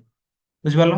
ତାପରେ ପଢବା ହଉଛି ଧାତୁକୁ ଅମ୍ଳ ସହ ପ୍ରତିକ୍ରିୟା କରିବା। ଧାତୁକୁ କାହାର ସହ ପ୍ରତିକ୍ରିୟା କରିବା? ଅମ୍ଳ ସହ। ହେଲା, ମାନେ ହଉଛି ତୁମେ ଲୁହାରେ ଏସିଡ ଢାଳି ଦବ, କିସ ହବ ଦେଖବା। ହେଲା, ଧାତୁ ଅମ୍ଳ ସହ ପ୍ରତିକ୍ରିୟା କଲେ ବାହାରିବ ହଉଛି ଆମର ଲବଣ ଆଉ ହଉଛି କିସ, ହାଇଡ୍ରୋଜେନ ଗ୍ୟାସ। କିସ କହିଲି? ଧାତୁ ଯଦି ଅମ୍ଳ ସହ ପ୍ରତିକ୍ରିୟା କରବ, ଲାଷ୍ଟ କ୍ଲାସରେ ତୁମେ ପ୍ରତିକ୍ରିୟା ବିଷୟରେ ବି ପଢିଛ, ଅମ୍ଳ କ୍ଷାର ଲବଣରେ। ହେଲା, ଧାତୁ ଯଦି ଅମ୍ଳ ସହ ପ୍ରତିକ୍ରିୟା କଲା କିସ ବାହାରିବ? ଲବଣ ଆଉ ହାଇଡ୍ରୋଜେନ ଗ୍ୟାସ। ପରୀକ୍ଷାର କ୍ୱେଶ୍ଚନ ପଡିବ, ଧାତୁ ଅମ୍ଳ ସହ ପ୍ରତିକ୍ରିୟା କରି କଣ ସୃଷ୍ଟି କରେ? କିସ? ଲବଣ ଆଉ ହଉଛି ହାଇଡ୍ରୋଜେନ ଗ୍ୟାସ। ଲବଣ ମାନେ ହଉଛି ଲୁଣ। ହେଲା, ତାପରେ ଏକ୍ସାମ୍ପଲ ଦେବା। ଏକ୍ସାମ୍ପଲ ହଉଛି ମ୍ୟାଗ୍ନେସିୟମ। ମ୍ୟାଗ୍ନେସିୟମ ହାଇଡ୍ରୋଜେନ କ୍ଲୋରାଇଡ ସହ ବା HCl ସହ ପ୍ରତିକ୍ରିୟା କରିକି ସବୁ ବାହାରିଲା। ତାଙ୍କର ଛୁଆ ହଉଛି MgCl ଆଉ ହଉଛି ହାଇଡ୍ରୋଜେନ। ବୁଝିହେଲା? ଦୁଇଟା ଛୁଆ। MgCl ହଉଛି ମାଗ୍ନେସିୟମ କ୍ଲୋରାଇଡ। ବୁଝିପାରିଲ? ସେମିତି ଆମର ହଉଛି ଅଧାତୁ ହଉଛି କିସ, ଅମ୍ଳ ସହ ପ୍ରତିକ୍ରିୟା କରେନି। ବୁଝିପାରିଲ? ତ ହଉଛି ମନେ ରଖିବ ଏଠି, ଏଠି ଗୋଟେ ଇମ୍ପୋର୍ଟାଣ୍ଟ ପଏଣ୍ଟ ମନେ ରଖିବ। ହେଲା, ଏମିତି କିଛି ଧାତୁ ଅଛି, ସରି, ଏମିତି କିଛି ଏସିଡ ଅଛି ଯାହା ସହ ଧାତୁ ପ୍ରତିକ୍ରିୟା କଲେ ହାଇଡ୍ରୋଜେନ ଗ୍ୟାସ ବାହାରେନି। ବୁଝିହେଲା? ତ ସେଇ ଏସିଡ ର ନାମ ହଉଛି ନାଇଟ୍ରିକ ଏସିଡ। ହେଲା, ନାଇଟ୍ରିକ ଏସିଡ ସହ ହଉଛି, ନାଇଟ୍ରିକ ଏସିଡ ର ସଂକେତ କିସ? HNO3। HNO3 ର ସହ ପ୍ରତିକ୍ରିୟା କରବ ଯଦି ହଉଛି ଆମର ଧାତୁ, କିସ, ହାଇଡ୍ରୋଜେନ ଗ୍ୟାସ ବାହାରିବନି। ବୁଝିପାରିଲ? ବୁଝିପାରିଲ? କିନ୍ତୁ ହଉଛି ଏଠି ବ୍ୟତିକ୍ରମ ଅଛି। କିନ୍ତୁ ମ୍ୟାଗ୍ନେସିୟମ ଆଉ ହଉଛି କି ମାଙ୍ଗାନିଜ, ଏଇ ଧାତୁ ଗୁଡା ଯଦି ଆମର HNO3 ସହ ପ୍ରତିକ୍ରିୟା କରିବେ, ତେବେ ହଉଛି H2 ଗ୍ୟାସ ବାହାରିବ। ହେଲା, ବୁଝିପାରିଲ? ନାଇଟ୍ରିକ ଏସିଡ ସହିତ ଯଦି କୌଣସି ଧାତୁ ପ୍ରତିକ୍ରିୟା କରନ୍ତି, ତେବେ ହାଇଡ୍ରୋଜେନ ଗ୍ୟାସ ବାହାରେନି। କିନ୍ତୁ ହଉଛି ସେଇ ନାଇଟ୍ରିକ ଏସିଡ ସହ ଯଦି ମାଙ୍ଗାନିଜ ଆଉ ମ୍ୟାଗ୍ନେସିୟମ ପ୍ରତିକ୍ରିୟା କଲେ, ତେବେ ହଉଛି କି ହାଇଡ୍ରୋଜେନ ଗ୍ୟାସ ବାହାରିବ। ବୁଝିପାରିଲ? ତାପରେ ହଉଛି ପଢବା ହଉଛି ଅମ୍ଳରାଜ। 2 ମାର୍କ ସର୍ଟ କ୍ୱେଶ୍ଚନ, ଅମ୍ଳରାଜ କାହାକୁ କୁହାଯାଏ ପଢବା। ଅମ୍ଳରାଜ ହଉଛି, ଏହା ଗାଢ HCl ହାଇଡ୍ରୋକ୍ଲୋରିକ ଏସିଡ ଆଉ ହଉଛି ଗାଢ HNO3 ର 3:1 ର ମିଶ୍ରଣ। ବୁଝିହେଲା? ଅମ୍ଳରାଜ କାହାକୁ କୁହାଯାଏ? ଅମ୍ଳରାଜ ହଉଛି ଗୋଟେ ମିଶ୍ରଣ ଯୋଉଠି ହଉଛି କି ହାଇଡ୍ରୋଜେନ କ୍ଲୋରାଇଡ ବା HCl ଆଉ ହଉଛି HNO3 ବା ନାଇଟ୍ରିକ ଏସିଡ ମିଶିକି ରହିଥାଏ। କେତେ? 3:1 ରେ ମିଶିକି ରହିଥାଏ। ବୁଝିହେଲା? ମାନେ ହଉଛି ହାଇଡ୍ରୋଜେନ 3 ହେଲେ କିସ, ଆମର HNO3 କେତେ? 1। ହାଇଡ୍ରୋଜେନ 6 ହେଲେ ଆମର HNO3 କେତେ? 2। ବୁଝିହେଲା? ତ ହଉଛି ଆମର ଏଇ ଅମ୍ଳରାଜି କିସ କରିପାରେ ଜାଣିଛ? ସୁନା ଆଉ ପ୍ଲାଟିନମକୁ ବି ଦ୍ରବୀଭୂତ କରିପାରେ। ହେଲା, ଯଦି ତୁମେ ଏଇ ଅମ୍ଳରାଜିରେ କିସ ସୁନା ପକେଇଦବ, ସେଇଟା ପୁରା ମିଶିଯିବ। ବୁଝିପାରିଲ? ତ 2 ମାର୍କ ସର୍ଟ କ୍ୱେଶ୍ଚନ ମନେ ରଖିଲ। ତାପରେ ଯିବା ନେକ୍ସଟ, ଚାଲ। ବୁଝିହେଲା? ତେବେ ଏଇନା ହଉଛି ପଢବା କିସ, ଧାତୁର ପ୍ରତିକ୍ରିୟାଶୀଳତାର ଅନୁକ୍ରମ। ବୁଝିପାରିଲା? ପ୍ରତିକ୍ରିୟାଶୀଳତାର ଅନୁକ୍ରମ ମାନେ ହଉଛି କୋଉ ଧାତୁ ସବୁଠୁ ବେଶୀ ପ୍ରତିକ୍ରିୟା କରେ, କୋଉ ଧାତୁ ସବୁଠୁ କମ ପ୍ରତିକ୍ରିୟା କରେ। ହେଲା, କୋଉ ଧାତୁ ସବୁଠୁ ଜଲ୍ଦି ପ୍ରତିକ୍ରିୟା କରେ, କୋଉଟା ହଉଛି କମ ପ୍ରତିକ୍ରିୟା କରେ। ବୁଝିହେଲା? ତ ଏଇଠି ଗୋଟେ ସିରିଏଲ ଲେଖା ହେଇଛି, potassium, sodium, calcium, magnesium, aluminium, zinc, iron, lead, hydrogen, copper, mercury, silver, ସୁନା। ହେଲା, ତ ହଉଛି ଉପରୁ ତଳକୁ ପ୍ରତିକ୍ରିୟାଶୀଳତା କମୁଛି। ମାନେ ହଉଛି ହାଇଡ୍ରୋଜେନକୁ ଯଦି ତୁମେ ହଉଛି କିସ ବାୟୁମଣ୍ଡଳରେ କି ଜଳରେ ହଉଛି ପକେଇଦେଲ, ଅଧିକ ପ୍ରତିକ୍ରିୟା କରିବ। ଆଉ ସୁନାକୁ ଯଦି ଜଳରେ ପକେଇଦବ କିସ, କିଛି ଫରକ ପଡବନି ପରି ଲାଗବ। ହେଲା, ତ ସେଇଥିପାଇଁ ଅଧିକ ପ୍ରତିକ୍ରିୟାଶୀଳ ଧାତୁ କିଏ? ଆମର ପଟାସିୟମ। ବୁଝିହେଲା? ପଟାସିୟମ ଏତେ ପ୍ରତିକ୍ରିୟାଶୀଳ ଧାତୁ ଯେ ପଟାସିୟମ ଆଉ ସୋଡିୟମ ଏମାନଙ୍କୁ ଯଦି ପାଣି ସହ ପ୍ରତିକ୍ରିୟା କରେଇଲ, ପାଣିରେ ଯଦି ପକେଇଦେଲ, ବୁଝିହେଲା, କିସ ଜୋରସେ, ଜୋରଦାର ବ୍ଲାଷ୍ଟ ହେଇଯିବ। ବୁଝିହେଲା? ଜୋରସେ ବ୍ଲାଷ୍ଟ ହେଇଯିବ। ବୁଝିହେଲା? ତ ହଉଛି ପଟାସିୟମକୁ ସେଇ ପାଇଁ ହଉଛି କିସ କିରୋସିନରେ ବୁଡେଇକି ରଖାଯାଏ। କିରୋସିନରେ ବୁଡେଇକି ରଖାଯାଏ। ହେଲା, କିରୋସିନରେ ବୁଡେଇ, ଏଠି କିରୋସିନ ପଟାସିୟମ ଧାତୁକୁ ଏଠି ବୁଡାଇକି ରଖାଇଥିବ। ବୁଝିହେଲା? କଣ ପାଇଁ? କାରଣ ହଉଛି ପଟାସିୟମ ଆଉ ସୋଡିୟମ ଜଳ ସହ ବହୁତ ପ୍ରତିକ୍ରିୟା କରନ୍ତି। ଜଳ ସହ ଅକ୍ସିଜେନ ସହ ବହୁତ ପ୍ରତିକ୍ରିୟା, ଏମାନେ ହଉଛି ସବୁଠୁ ବେଶୀ ପ୍ରତିକ୍ରିୟାଶୀଳ ଧାତୁ। ହେଲା, ଏମାନଙ୍କୁ ଯଦି ବାହାରେ ରଖିବା, ଆମ ପାଇଁ କିସ ଖତରନାକ, ହେଲା, ସାବିତ ହବ। ସେଇ ପାଇଁ ଏମାନଙ୍କୁ କିରୋସିନରେ ବୁଡେଇକି ରଖାଯାଏ। ବୁଝିପାରିଲ? ଏଗୁଡା ହଉଛି ଉଚ୍ଚ ପ୍ରତିକ୍ରିୟାଶୀଳ ଧାତୁ। ସବୁଠୁ ବେଶୀ ପ୍ରତିକ୍ରିୟାଶୀଳ ଧାତୁ କିଏ? ପଟାସିୟମ। କ୍ୱେଶ୍ଚନ ପଡିଯିବ। ସବୁଠୁ କମ ପ୍ରତିକ୍ରିୟାଶୀଳ ଧାତୁ କିଏ? ସୁନା। ହେଲା, ତ ଏଇ ଭିତରୁ ଏମିତି କ୍ୱେଶ୍ଚନ ବି ପଡିଯିବ। ଆମର ଲେଡ ଆଉ ହଉଛି କି ହାଇଡ୍ରୋଜେନ ଭିତରୁ ବେଶୀ ପ୍ରତିକ୍ରିୟାଶୀଳ କିଏ? କିଏ? ଲେଡ। ହେଲା, ସେମିତି କପର ଆଉ ହଉଛି ଆମର କ୍ୟାଲସିୟମ ଭିତରୁ ସବୁଠୁ ବେଶୀ ପ୍ରତିକ୍ରିୟାଶୀଳ କିଏ? କ୍ୟାଲସିୟମ। ବୁଝିହେଲା? ଏମିତି କ୍ୱେଶ୍ଚନ ବି ପଡବ। ତେବେ ଏଇଟାକୁ ସିରିୟଲି ମନେ ରଖିବ ପିଲା। ହେଲା, ଏଇଟାକୁ ପୁରା ସିରିୟଲି ମନେ ରଖିବ। Potassium, sodium, calcium, magnesium, aluminium, zinc, iron, lead, hydrogen, copper, mercury, silver, ସୁନା। ବୁଝିହେଲା? କପର, ସୁନା, ସିଲଭର, ସୁନା ମନେ ରହିଲା। ଯଦି ମନେ ରହିଲାନି, ହେଲା, ଆମେ ହଉଛି କି ତୁମେ ତ ଏତେ ଇଣ୍ଟେଲିଜେଣ୍ଟ ନୁହଁ ହେଲା ତ ମନେ ରହିବନି ଥରେ ପଢିକି ବି କି ଦୁଇ ଥର ତିନି ଥର ଲେଖିବି ବି ମନେ ରହିବନି ବୁଝିଲା। ତ ଯୋଉମାନେ ମନେ ରଖତେ ଚେଷ୍ଟା କରୁଛ ହେଲା ତ ସେମାନେ କିସ ଏଇଟାକୁ ଲେଖବ ଏଇଟାକୁ ତୁମେ ଖାତାରେ 15 ଥର ଖଣ୍ଡେ ଲେଖ ବୁଝିଲା। ଆଜି 15 ଥର ଲେଖିଲ କାଲି ହଉଛି 14 ଥର ଲେଖିବ ତାପରେ ହଉଛି କେତେ ଥର 13 ଥର ତାପର ଦିନ 12 ଥର ସେମିତି ଲେଖିଲା ହଉଛି ଲାଷ୍ଟରେ ଯେତେବେଳେ ଏକ ଦିନ ପହଞ୍ଚିଥିବ ସେଦିନ ବେଳକୁ କିସ ପୁରା ମନେ ରହିଯାଇଥିବ ବୁଝିଲା। ଆଉ ନହେଲେ ହଉଛି କିସ ଆମର ଯୁଗାଡ କିଛି ଅଛି। ଯୁଗାଡ ମାନେ ହଉଛି ତା ଟ୍ରିକ୍ ବୁଝିଲା ଫାନି ଟ୍ରିକ୍। ଯେମିତି ହଉଛି ଆମର ଏଇଟାକୁ ଏଇ ପ୍ରତିକ୍ରିୟାଶୀଳତାର କ୍ରମଟାକୁ ମନେ ରଖିବା ପାଇଁ ଗୋଟେ ଫାନି ଟ୍ରିକ୍ କହିଦଉଛି ହେଲା। କେ ରେ ହଉଛି କାଲୁ, ଏନ ରେ ହଉଛି ନାଛି ହେଲା, ସି ରେ ହଉଛି ଚାଲିଲା, ସି ରେ ଚା ହେଲା ଚାଲିଲା, କାଲୁ ନାଚି ଚାଲିଲା। ଏମ ରେ ହଉଛି ଏମଜି ରେ ହଉଛି ମଗର ହେଲା, ଏ ରେ ହଉଛି ଆଳୁ, ଜେଡେନ ରେ ହଉଛି ଜଣେ, ଏଫ ରେ ହଉଛି ଆଇରନ୍ ହେଲା, ତାପରେ ହଉଛି ଲେଡ ମାନେ ହଉଛି ପି ରେ ହଉଛି ଲେଡ ମାନେ ହଉଛି ଲୋକ ହେଲା। ଲେଡ ରେ ଲରୁ ଇଆ ହଉଛି ଲୋକ ହେଇଯାଇଛି। ହାଇଡ୍ରୋଜେନ ହେଉଛି ହେଲେ, କପର ରେ ହଉଛି କୁକୁର ହେଲା, ସିୟୁ ରେ କୁକୁର, ତାପରେ ଏଚ ରେ ହଉଛି ମରିକୁରି, ତାପରେ ହଉଛି ସିଲଭର ସୁନା ପାଇଲା ହେଲା। କିସ ହବ ପୁରା ବାକ୍ୟଟା କିସ ହବ? କାଲୁ ନାଚି ଚାଲିଲା ମଗର ଆଳୁ ଜଣେ ହେଲା, ଆଇରନ୍ ଲୋକ ହେଲେ, କୁକୁର ମରକୁରୀ ସିଲଭର ସୁନା ପାଇଲା ହେଲା। କିସ କହିଲି? କାଲୁ ନାଚି ଚାଲିଲା ମଗର ଆଳୁ ଜଣେ ଆଇରନ୍ ଲୋକ ହେଲେ, କୁକୁର ମରିକରି ସିଲଭର ସୁନା ପାଇଲା ବୁଝିଲା। ମନେ ରହିବ ଏଇ ପ୍ରତିକ୍ରିୟାଶୀଳତାର ପୁରା ସିରିଏଲି ମନେ ରହିପାରିବ ନା ରଖିପାରିବ ହେଲା। ଆଉ ଯୋଉମାନେ ମନେ ରଖିପାରୁନ ସେମାନେ ହଉଛି କି ସବୁ ଖାତାରେ ଲେଖା ପ୍ରାକ୍ଟିସ କର ହେଲା, ଯାହା ଦ୍ଵାରା ହଉଛି ମନେ ରହିବ ବୁଝିଲା। ଆଉ ଯୋଉମାନେ ହଉଛି ଲେଖା ପ୍ରାକ୍ଟିସ କରୁନ କି ହଉଛି କିସ ଆମର ଟ୍ରିକ୍ ଦ୍ଵାରା ବି ମନେ ରହୁନି ସେମାନେ କିସ କରିବ? ସେମାନେ ହଉଛି ଭିଡିଓଟାକୁ ବାରମ୍ବାର ଦେଖ ବାରମ୍ବାର ଲେଖ ହେଲା ବୁଝିଲା। ଆଉ ନହେଲେ ହଉଛି ଏକ୍ସାମରେ ପଢିଲେ କିସ ଢାବା ମାରିଦବ। ଅପସନ ତ ପଡବ ନିହାତି ଚାରିଟା ଅପସନ ରୁ ହେଲା 10 20 30 40 ଗଣିକି ହଉଛି ଯୋଉଠି ହଉଛି କି 100 ପଡବ ସେଇଠି ହଉଛି ଢାବା ମାରିଦବ ବୁଝିଲା। ଯୋଉଠି ହଉଛି 100 ପଡବ ସେଇଠି ଢାବା ମାରିଦବ। କିସ କହିଲି? ଯୋଉମାନଙ୍କର ହଉଛି ଏଇ ପ୍ରତିକ୍ରିୟାଶୀଳତା ମାନେ ହଉଛି ପ୍ରତିକ୍ରିୟାଶୀଳତାର କ୍ରମଟା ମନେ ରହୁନି ହେଲା, ସେମାନେ ହଉଛି ଫାଷ୍ଟ ଗୋଟେ କାମ କରିବ ଲେଖିପାରିବ ଖାତାରେ ଲେଖି ଲେଖି ପ୍ରାକ୍ଟିସ କରିପାରିବ। ଆଉ ନହେଲେ ହଉଛି ଆଉ କିଛି ପିଲା ଯୋଉମାନଙ୍କର ହଉଛି ବୁଦ୍ଧିଆ ପିଲା ଯୋଉମାନେ ଟ୍ରିକ୍ ସାହାଯ୍ୟରେ ମନେ ରଖିବା ଚାହୁଁଛ ସେମାନେ କିସ କାଲୁ ନାଚି ଚାଲିଲା, ତାପରେ ହଉଛି ମଗର ଆଳୁ ଜଣେ ଲୋକ ହେଲେ, ଆଳୁ ଜଣେ ଲୋକ ହେଲା ସରି ଭୁଲ କହିଲି।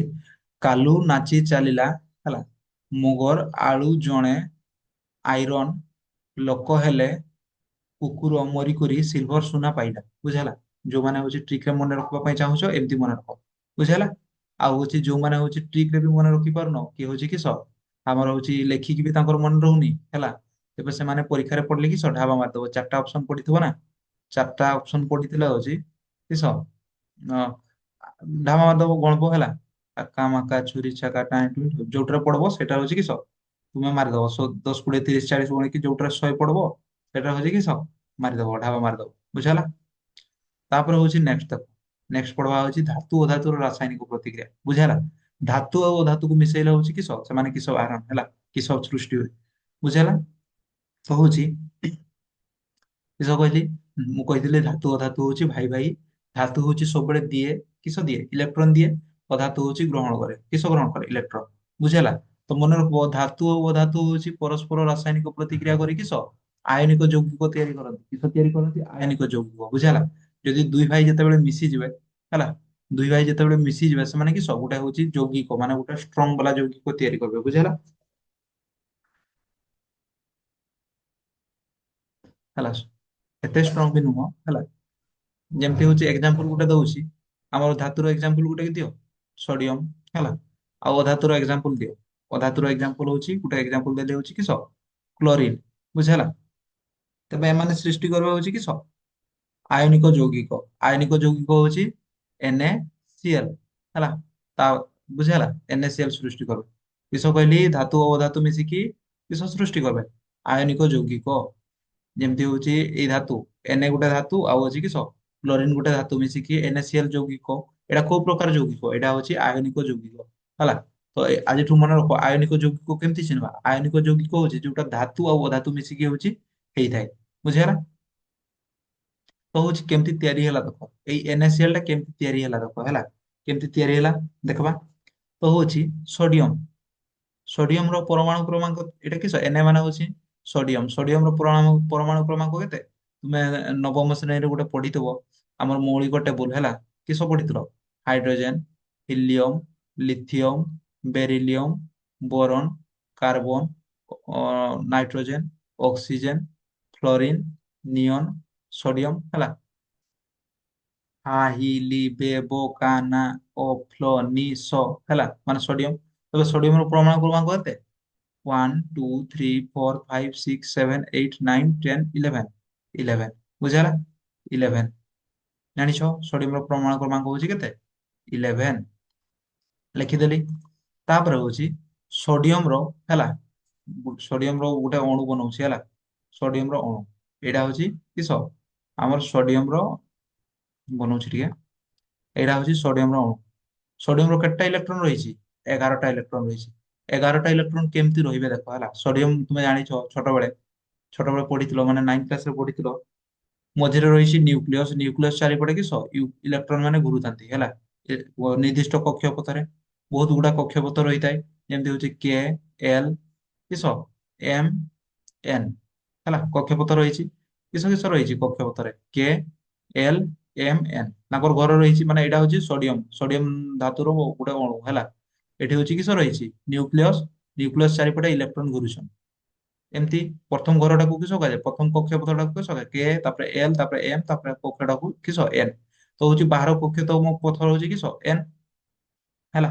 ତ ଏଇଠି ଦେଖ ସୋଡିୟମ ର କେମିତି ହଉଛି ରହିବେ। ପ୍ରଥମ ଘରେ ବେଶୀ ନାହିଁ, 2 ଜଣ ରହିପାରିବେ ହେଲା। 11ଟା ଇଲେକ୍ଟ୍ରନ ରୁ କେତେଟା ଇଲେକ୍ଟ୍ରନ ରହିପାରିବେ? 2ଟା। ସେକେଣ୍ଡ ଘରେ ହଉଛି 8ଟା ବୁଝି ହେଲା। ତାପରେ କେତେଟା ବଢିଲେ? 2 8 10, ଆଉ ଜଣେ ରହିଲା ହଉଛି ଗୋଟେ ହେଲା। ତେବେ ବାହାର କକ୍ଷରେ ସୋଡିୟମ ର କେତେଟା ରହିଲା? ହଉଛି 10ଟା ବୁଝି ହେଲା। ବାରତମ କକ୍ଷରେ କେତେଟା ରହିଲା ସୋଡିୟମ ର? 10ଟା। ସେମିତି ଆମର ହଉଛି କିସ କ୍ଲୋରିନ ର ଦବା ବୁଝି ହେଲା। ସେମିତି କ୍ଲୋରିନ ର ଦବା ହେଡିଙ୍ଗ ଦେଇଦବ ହଉଛି କିସ କ୍ଲୋରିନ। କ୍ଲୋରିନ ହେଲା। କ୍ଲୋରିନ ର ପରମାଣୁ କ୍ରମାଙ୍କ, ପରମାଣୁ କ୍ରମାଙ୍କ କିସ ସେଠି ସାର ଜାଣିନି। ପରମାଣୁ କ୍ରମାଙ୍କ ହଉଛି ତୁମେ ଗୋଟେ ମନେ ରଖ, ମାନେ ମୌଳିକ ଟେବୁଲ ପଢିଥିବ ହେଲା। ଯୋଉମାନେ ଜାଣିନ ସେମାନେ ହଉଛି ନବମ ଶ୍ରେଣୀ ଯାଇକି ଭିଡିଓ ଦେଖ ବୁଝିଲା। ନବମ ଶ୍ରେଣୀର ପ୍ଲେ ଲିଷ୍ଟ ରେ ଥିବ। ତ ହଉଛି ଯୋଉମାନେ ପରମାଣୁ କ୍ରମାଙ୍କ ଜାଣିନ, ଗୋଟେ ଥିବ ନା ହାଇଡ୍ରୋଜେନ, ହିଲିୟମ, ଲିଥିୟମ ହେଲା। ହା, ହି, ଲି, ବେବୋ, କାନା, ଅଫ୍ଲୋ, ନିଶୋ, ମ୍ୟା, ଏସି, ପୋ ଗଣିଦେବ ହେଲା। ହା, ହି, ଲି, ବେବୋ, କାନା, ଅଫ୍ଲୋ, ନିଶୋ, ମ୍ୟା, ଏସି, ପୋ, ସୋ, କ୍ଲୋ। କ୍ଲୋ ମାନେ କ୍ଲୋରିନ କେତେରେ ପଡୁଛି? 17ରେ ପଡୁଛି। ତେବେ କ୍ଲୋରିନ ର ପରମାଣୁ କ୍ରମାଙ୍କ କେତେ? 17। ଆଉ ଯୋଉମାନଙ୍କର ମନରେ ଅଛି ଭେରି ଗୁଡ ହେଲା। କ୍ଲୋରିନ ର ପରମାଣୁ କ୍ରମାଙ୍କ 17। ସେମିତି କ୍ଲୋରିନ ର ଚାରିପଟେ ବି କିସ ଇଲେକ୍ଟ୍ରନ ମାନେ ଘୁରୁଥିବେ 17ଟା ଇଲେକ୍ଟ୍ରନ। ତ ପ୍ରଥମ ଘରେ କେତେଟା ରହିବ? ତାଙ୍କର ଘର ଅଛି ନା କେ ଏଲ ଏମ ଏନ ଏମିତି ବୁଝ। ସୋଡିୟମ ର କିସ 4ଟା ଘର ଅଛି। ସୋଡିୟମ ରେ କେତେଟା ଇଲେକ୍ଟ୍ରନ ଅଛି? 11ଟା। 11ଟା ରୁ ହଉଛି କିସ ସୋଡିୟମ ର 4ଟା ଘର ଅଛି। 4ଟା ଘରେ ପ୍ରଥମ ଘରେ କେତେଟା ରହିବ? 2ଟା। ପ୍ରଥମ ଘରେ ଅତି ବେଶୀରେ 2ଟା ରହିପାରିବ। ସେକେଣ୍ଡ ଘରେ ଅତି ବେଶୀରେ 8ଟା। ତାପରେ ଘରେ ବି 8ଟା। ତାପରେ ଘରେ ବି 8ଟା ବୁଝିଲା। ତ ହଉଛି ପ୍ରଥମ ଘରେ କିଏ କେତେଟା ରହିବ? 2ଟା। 2ଟା ଗଲା। ସେକେଣ୍ଡ ଘରେ କେତେଟା? 8ଟା। ଟୋଟାଲ ହେଲେ 10ଟା। ଥାର୍ଡ ଘରେ କେତେଟା ରହିବ? କେତେଟା ରହିବ? 7ଟା ବୁଝିଲା। 17ଟା ଅଛି ନା ଦେଖ। 2ଟା ହଉଛି ପ୍ରଥମ ଘରେ ରହିଲେ, ତାର ପେକ୍ ହେଇଗଲା। ପେକ୍ ହେଇଗଲା ପରେ ଏଠକୁ ଆସିଲେ। ଏଠି ହଉଛି 8ଟା ହେଲେ, 8ଟା ପେକ୍ ହେଇଗଲା। ଏଠି 8ଟା ରହିପାରିବ ନା? ଏଲ ଘରେ କେତେଟା ରହିପାରିବ? 8ଟା। ଏଠି ପେକ୍ ହେଲା ପରେ ଏଠକୁ ଆସିଲେ କେତେଟା ରହିବ? 7ଟା ହେଲା। ତେବେ ହଉଛି କିସ ଆଉ ଗୋଟେ ମାନେ ହଉଛି ଗୋଟେ ଏଇଟା ବନେଇ ପାରବ ନା ନାଇଁ? ଏଇଟା ବନେଇ ପାରବ। ସୋଡିୟମ ର ତାର ବନେଇଦେଲ। ଏଇଟାକୁ କୁହାଯାଏ ଇଲେକ୍ଟ୍ରନ ସଂରଞ୍ଚନା। ସୋଡିୟମ ର ଇଲେକ୍ଟ୍ରନ ସଂରଞ୍ଚନା ବନେଇଲ, କ୍ଲୋରିନ ର ଇଲେକ୍ଟ୍ରନ ସଂରଞ୍ଚନା ବନେଇଲ ବୁଝିଲା। ବନେଇ ସାରିଲା ପରେ ଏମିତି କରିବ। ସୋଡିୟମ ଲେଖିଦେଲ। ସୋଡିୟମ ର ବାହାରେ କେତେଟା ଇଲେକ୍ଟ୍ରନ ଅଛି? ସୋଡିୟମ ର ବାହାର ଘରେ କେତେଟା ଅଛି? ଗୋଟେ। ତେବେ ହଉଛି ଗୋଟେ ବିନ୍ଦୁ ଦବ ବୁଝିଲା। ଯୁକ୍ତ ଆମର କ୍ଲୋରିନ। କ୍ଲୋରିନ ର ବାହାରେ କେତେଟା ଇଲେକ୍ଟ୍ରନ ଅଛି? 7ଟା ହେଲା। 7ଟା ଇଲେକ୍ଟ୍ରନ ଚିହ୍ନ ଦେଇଦବ ହେଲା। ଏଠି ଡଟ ଦିଆହେଇଛି, ଏଠି ଛକ ଦେଇ ଦଉଛି ବୁଝିଲା।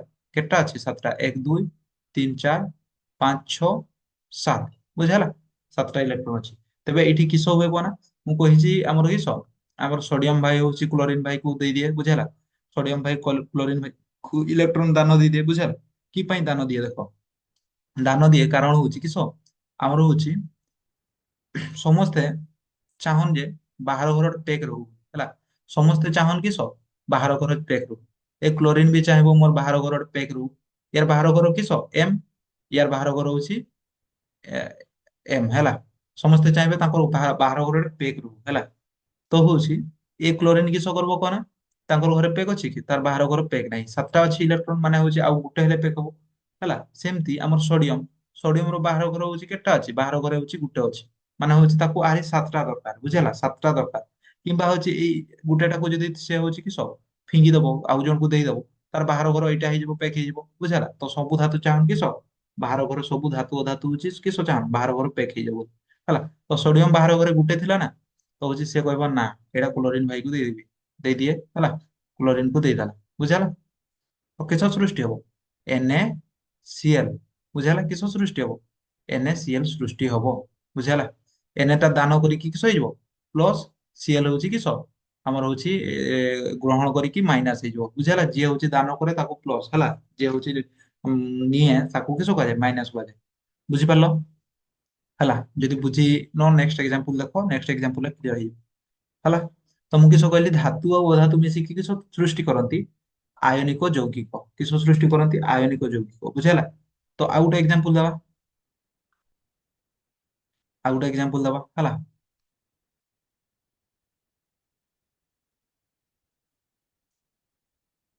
ଆଉ ଗୋଟେ ଏକ୍ସାମ୍ପଲ ଦଉଛି ସହଜ ଏକ୍ସାମ୍ପଲ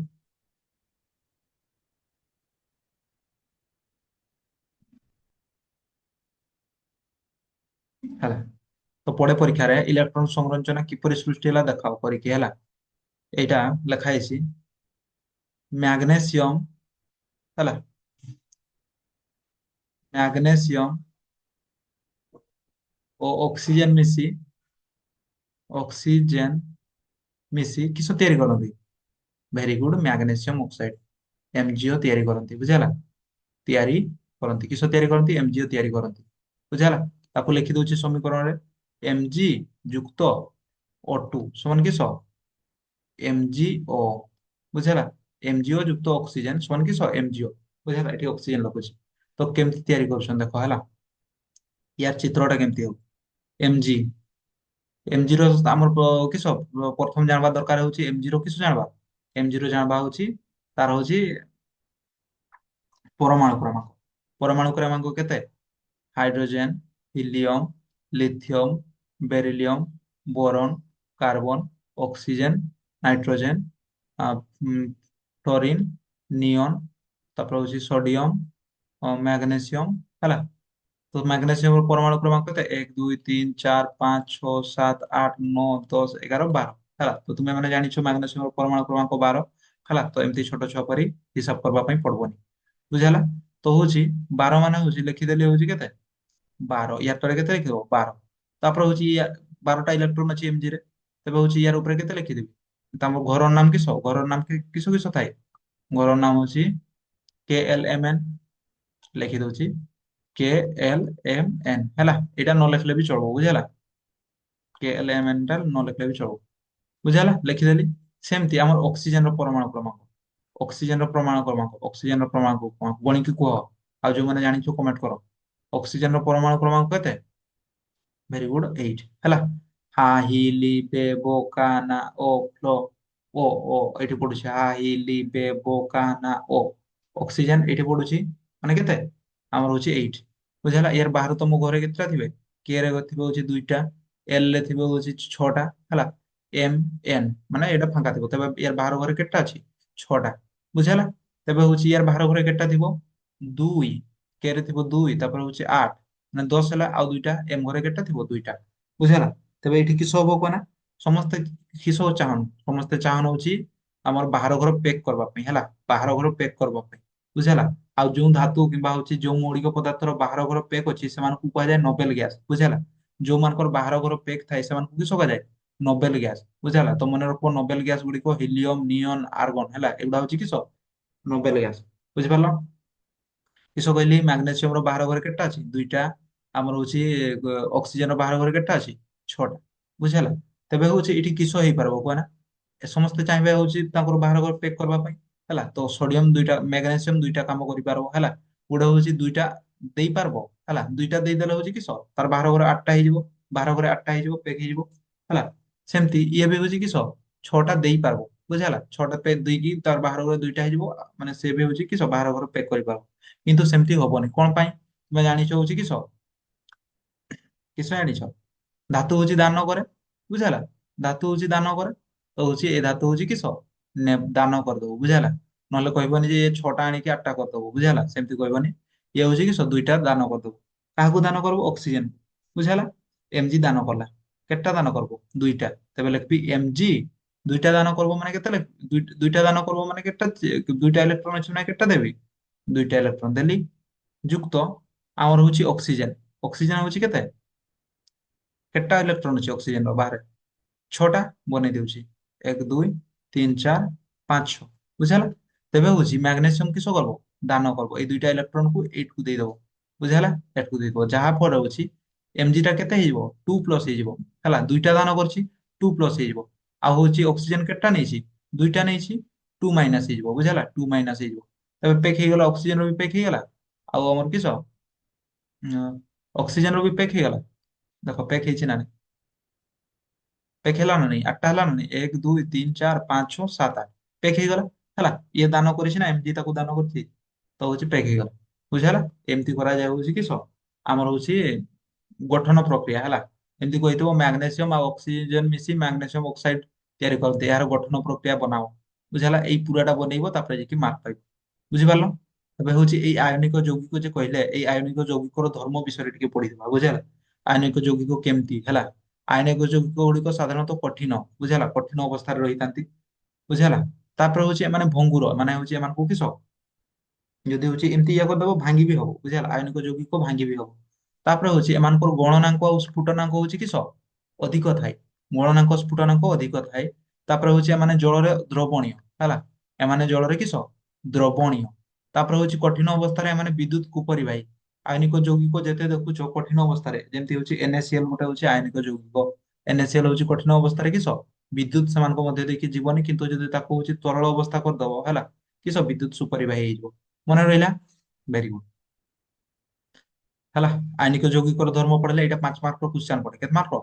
5 ମାର୍କ। ଆୟନିକ ଯୌଗିକ କାହାକୁ କୁହାଯାଏ? ତାର ଧର୍ମ ଲେଖ ଏକ୍ସାମ୍ପଲ ସହ ବୁଝିଲା। ତାପରେ ପଢବା ହଉଛି ଧାତୁ, ଯେମିତି ଏଇଠି କେତେଟା ଦିଆହେଇଛି ଆୟନିକ ଯୌଗିକ ମାନଙ୍କର ଗଳନାଙ୍କ ଆଉ ସ୍ଫୁଟନାଙ୍କ ଦିଆହେଇଛି ବୁଝିଲା। ମନେ ରଖିବ। ୟାର ପର ବିଷୟରେ ପଢବା ହଉଛି କାର୍ବନ ଯୌଗିକ ହେଲା।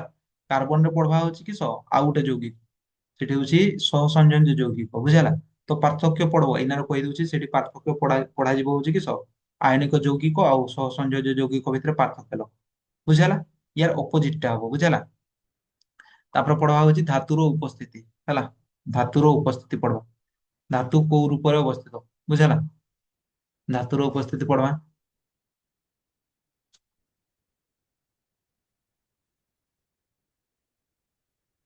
ଧାତୁର ଉପସ୍ଥିତି ବୁଝିଲା। ତ ଧାତୁ ହଉଛି ସାଧାରଣତଃ ଧାତୁର ଉପସ୍ଥିତି ଲେଖି ଦଉଛି ହେଲା। ଏଇଟା ଲେଖା ହେଇନି, ଲେଖି ଦଉଛି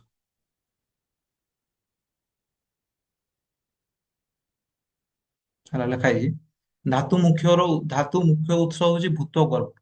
ଉତ୍ସ ମାନେ ହଉଛି କି ସବୁ ନା ଯୋଉଠୁ ଧାତୁ ମିଳୁଛି ତାକୁ କି ସବୁ ଉତ୍ସ। ଧାତୁ କୋଉଠୁ ମିଳେ? ପାଣିରୁ ମିଳେ ନା। ଧାତୁ କୋଉଠୁ ମିଳେ? ଆକାଶରୁ ବର୍ଷା ହୁଏ ନା। ଧାତୁ କୋଉଠୁ ମିଳେ? ମାଟି ଖୋଳିଲେ ମିଳେ ହେଲା। ଏଠି ମାଟି ଖୋଳିଲେ ମିଳେ, ମାନେ ଭୂତ ଗର୍ଭରୁ ମିଳେ ବୁଝିହେଲା। ଧାତୁ ଭୂତ ଗର୍ଭରୁ ମିଳେ ହେଲା। ତାପରେ ହଉଛି ଧାତୁ ସିଧାସଳଖ ମାଟି ଖୋଳିଲେ ମିଳେନି ହେଲା।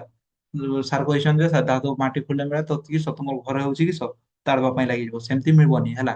କୌଣସି ସବୁ ଜାଗାରେ ଧାତୁ ମିଳେନି ହେଲା। ଏମିତି ନିର୍ଦ୍ଦିଷ୍ଟ ଜାଗା ଥାଏ, ସେଇଗୁଡାରେ ହିଁ ଧାତୁ ମିଳିବ ବୁଝିଲା। ଧାତୁ ହଉଛି ସର୍ବବ୍ୟାପୀ ସମ୍ବଳ ନୁହଁ ହେଲା। ସେଇଟା ହଉଛି କି ସ୍ଥାନୀୟ ସମ୍ବଳ, ମାନେ କେତେକ ସ୍ଥାନରେ ହିଁ ମିଳେ।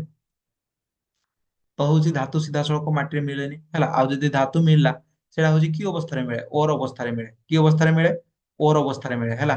ଓର ଓର ଅବସ୍ଥାରେ ମିଳେ, ମାନେ ହଉଛି ତୁମେ ଯଦି ଖୋଲ ସିଧା ଲୁହା ପାଇବନି ହେଲା। ସେଥିରେ କିଛି ହଉଛି କି ମିଶିକି ରହିଥିବ, ସେଇଟାକୁ କିସ କୁହାଯାଏ? ଓର ବୁଝିହେଲା। ତ ହଉଛି ଯଦି କ୍ୱେଶ୍ଚନ ପଡିଲା ଧାତୁ କୋଉ ଅବସ୍ଥାରେ ମିଳେ, ଲେଖିପାରିବ ଧାତୁ ହଉଛି କି ଅବସ୍ଥାରେ ମିଳେ? ଓର ଅବସ୍ଥାରେ ମିଳେ ବୁଝିହେଲା। ତବେ ହଉଛି ସେଇ ଓର ଅବସ୍ଥାରୁ ଧାତୁକୁ କେମିତି ନିଷ୍କାସନ କରାଯାଏ ହେଲା।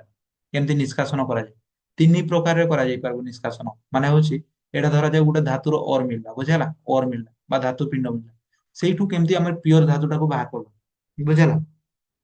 ପିଓର ଧାତୁଟାକୁ କେମିତି ବାହାର କରିବା ମାନେ ହଉଛି ଧାତୁ ମିଳେ କେମିତି ଦେଖ କରା। ଏମିତି ଗୋଟେ ଫୁଟବଲ ଟାଇପ ର ମିଳିଲା, ସେଠି ହଉଛି ଧାତୁ ଲୁହା ମିଶିକି ରହିଛି ବୁଝିହେଲା। ଲୁହା ମିଶିକି ରହିଛି, ତ ହଉଛି ସେଇଠୁ ତ ଲୁହା ନେଇକି ତୁମେ ହଉଛି ଇଏ କରିପାରିବନି ହେଲା। ଘରର ଇଏ ବନେଇ ପାରିବନି। ସେଟାକୁ ଫାଷ୍ଟ ହଉଛି ତାର ଖରାପ ଜିନିଷ ଗୁଡାକୁ ଅଲଗା କରିବା ପାଇଁ ପଡବ ବୁଝିହେଲା। ତ କେମିତି ଅଲଗା କରାଯିବ ଦେଖ, ତିନି ପ୍ରକାରରେ ହଉଛି ଅଲଗା କରାଯାଇ ପାରିବ। फास्ट हूँ गोटे विद्युत विश्लेषण पद्धति है किस विद्युत विश्लेषण पद्धति विद्युत विश्लेषण पद्धति सेकेंड रहुची कार्बन निवारण पद्धति और थर्ड रहुची सीधा सड़क एमती किसी धातु अच्छा जो मैंने हूँ कि सीधा सड़क प्रकृति मिल जाए बुझेगा एमती किसी भी धातु अच्छा जो मैंने हूँ कि सीधा सड़क प्रकृति मिल जाए बुझेगा लक्षित कहली आमर धातु हूँ तीन प्रकार उपाय हूँ अलग करा निष्कासन करा गोटे हूँ विद्युत विश्लेषण आउ गोटे हूँ कार्बन निवारण आउ गोटे हूँ प्रकृति प्राप्त बुझेगा तो विद्युत विश्लेषण माने हूँ एटा हूँ तरल अवस्था है नियाजिब से देखिले इलेक्ट्रिक पास करा जहाँफल हूँ अलग हो धातु अलग जगार रही अपरिष्कार गुड़ा अलग हो बुझेगा तापर हूँ कार्बन निवारण हूँ कार्बन को बाहर करा बुझेगा आ प्रकृति प्राप्त माने से माटी खोले सीधा मिल जाए बुझेगा जमी सुना सुना हूँ कि माटी खोले सुना सीधा मिले ना है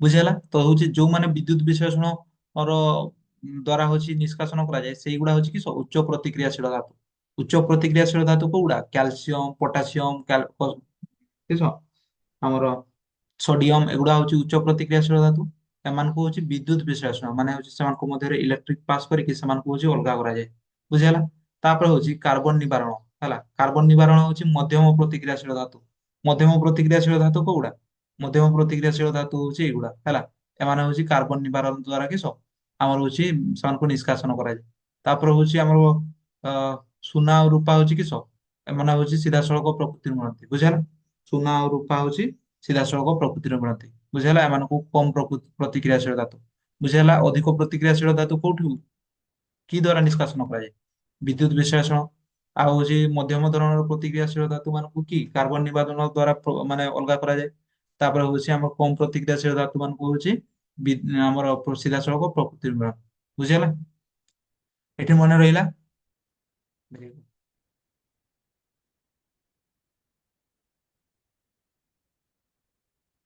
तापर हूँ धातु है तो ये गोटे दिखाई देख এইটি ଗୋଟେ ଦିଆହେଇଛି ଏଇଟା ଯଦି ବୁଝିଗଲ ପୁରା ବିଷୟଟା ସରିଗଲା ହେଲା ଏଇଟା ଯଦି ବୁଝିଗଲ ତୁମେ ପୁରା ବିଷୟଟା ସରିଯିବ ହେଲା ଦେଖ ଧାତୁ ହଉଛି କୋଉ ଅବସ୍ଥାରେ ମିଳେ ଧାତୁ ପିଣ୍ଡ ଅବସ୍ଥାରେ ମିଳେ ହେଲା ଧାତୁ ପିଣ୍ଡ ଅବସ୍ଥାରେ ମିଳି ସାରିଲା ପରେ କିସ କରାଯାଏ ଧାତୁ ପିଣ୍ଡ ଅବସ୍ଥାରେ ମିଳି ସାରିଲା ପରେ କିସ କରାଯାଏ ଏଇଟା ହଉଛି ଧାତୁ ପିଣ୍ଡ ଅବସ୍ଥାରେ ମିଳିଛି ହେଲା ତାପରେ ଧାତୁକୁ ହଉଛି ମାନେ ପରିଷ୍କାର କରାଯିବ କେମିତି ଉଚ୍ଚ ପ୍ରତିକ୍ରିୟାଶୀଳ ଧାତୁ ମାନଙ୍କୁ କି ପଦ୍ଧତିରେ କରାଯାଏ ବିଦ୍ୟୁତ ବିଶ୍ଳେଷଣ ହେଲା ବିଦ୍ୟୁତ ବିଶ୍ଳେଷଣ ପଦ୍ଧତିରେ କରାଯାଏ ତାପରେ ମଧ୍ୟମ ପ୍ରତିକ୍ରିୟାଶୀଳ ଧାତୁ ମାନଙ୍କୁ କାର୍ବନ ନିବାରଣ କରାଯାଏ ତାପରେ ହଉଛି କମ ପ୍ରତିକ୍ରିୟାଶୀଳ ଧାତୁ ମାନଙ୍କୁ ହଉଛି କିସ କରାଯାଏ ସିଧାସଳଖ ପ୍ରକୃତିରୁ ମିଳନ୍ତି ହେଲା ତ ହଉଛି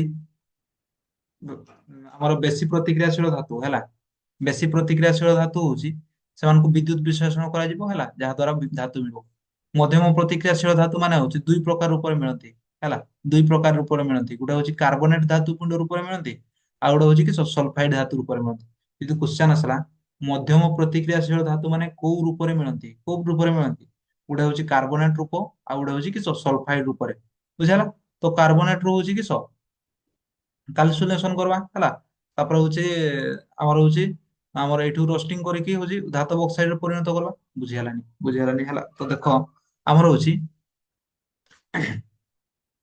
କିସ କହିଲି ଅଧିକ ପ୍ରତିକ୍ରିୟାଶୀଳ ଧାତୁ ଏମାନଙ୍କୁ ହଉଛି କିସ ବିଦ୍ୟୁତ ବିଶ୍ଳେଷଣ ଦ୍ଵାରା ଅଲଗା କରାଯିବ ତାପରେ ହଉଛି ମଧ୍ୟମ ପ୍ରତିକ୍ରିୟାଶୀଳ ଧାତୁ ମାନଙ୍କୁ ଏମାନଙ୍କୁ ହଉଛି କୋଉ ଅବସ୍ଥାରେ ମିଳନ୍ତି ଏମାନେ ହଉଛି ଆମର ମିଳନ୍ତି କାର୍ବୋନେଟ ଧାତୁ ପିଣ୍ଡ ଅବସ୍ଥାରେ ମିଳନ୍ତି ହେଲା ତାପରେ ହଉଛି ସଲଫାଇଡ ଧାତୁ ପିଣ୍ଡ ଗୁଡିକ କୋଉଠି ମିଳନ୍ତି ସଲଫାଇଡ ମାନେ ମଧ୍ୟମ ପ୍ରତିକ୍ରିୟାଶୀଳ ଧାତୁ ମାନେ ଦୁଇ ଅବସ୍ଥାରେ ମିଳନ୍ତି ଗୋଟେ ହଉଛି କାର୍ବୋନେଟ ଆଉ ଗୋଟେ ହଉଛି ସଲଫାଇଡ ଅବସ୍ଥାରେ ମିଳନ୍ତି ବୁଝିହେଲା ତେବେ ହଉଛି କାର୍ବୋନେଟ କାର୍ବୋନେଟ ରୁ କାଲସିନେସନ କାଲସିନେସନ ହଉଛି କିସ କହନା କାଲସିନେସନ ହଉଛି ଗୋଟେ ପ୍ରଣାଳୀ ହେଲା କାଲସିନେସନ ହଉଛି ପ୍ରଣାଳୀ ଯୋଉ ପ୍ରଣାଳୀରେ ହଉଛି କିସ ଅକ୍ସିଜେନ ସହ ପ୍ରତିକ୍ରିୟା କରାଯାଏ ବୁଝିହେଲା ଅକ୍ସିଜେନ ସହ ପ୍ରତିକ୍ରିୟା କରାଯାଏ ମାନେ ହଉଛି ଧାତବ ଅକ୍ସାଇଡ ସହ ତିଆରି କରିବା ପ୍ରଣାଳୀକୁ କିସ କୁହାଯାଏ କାଲସିନେସନ କିସ କହିଲି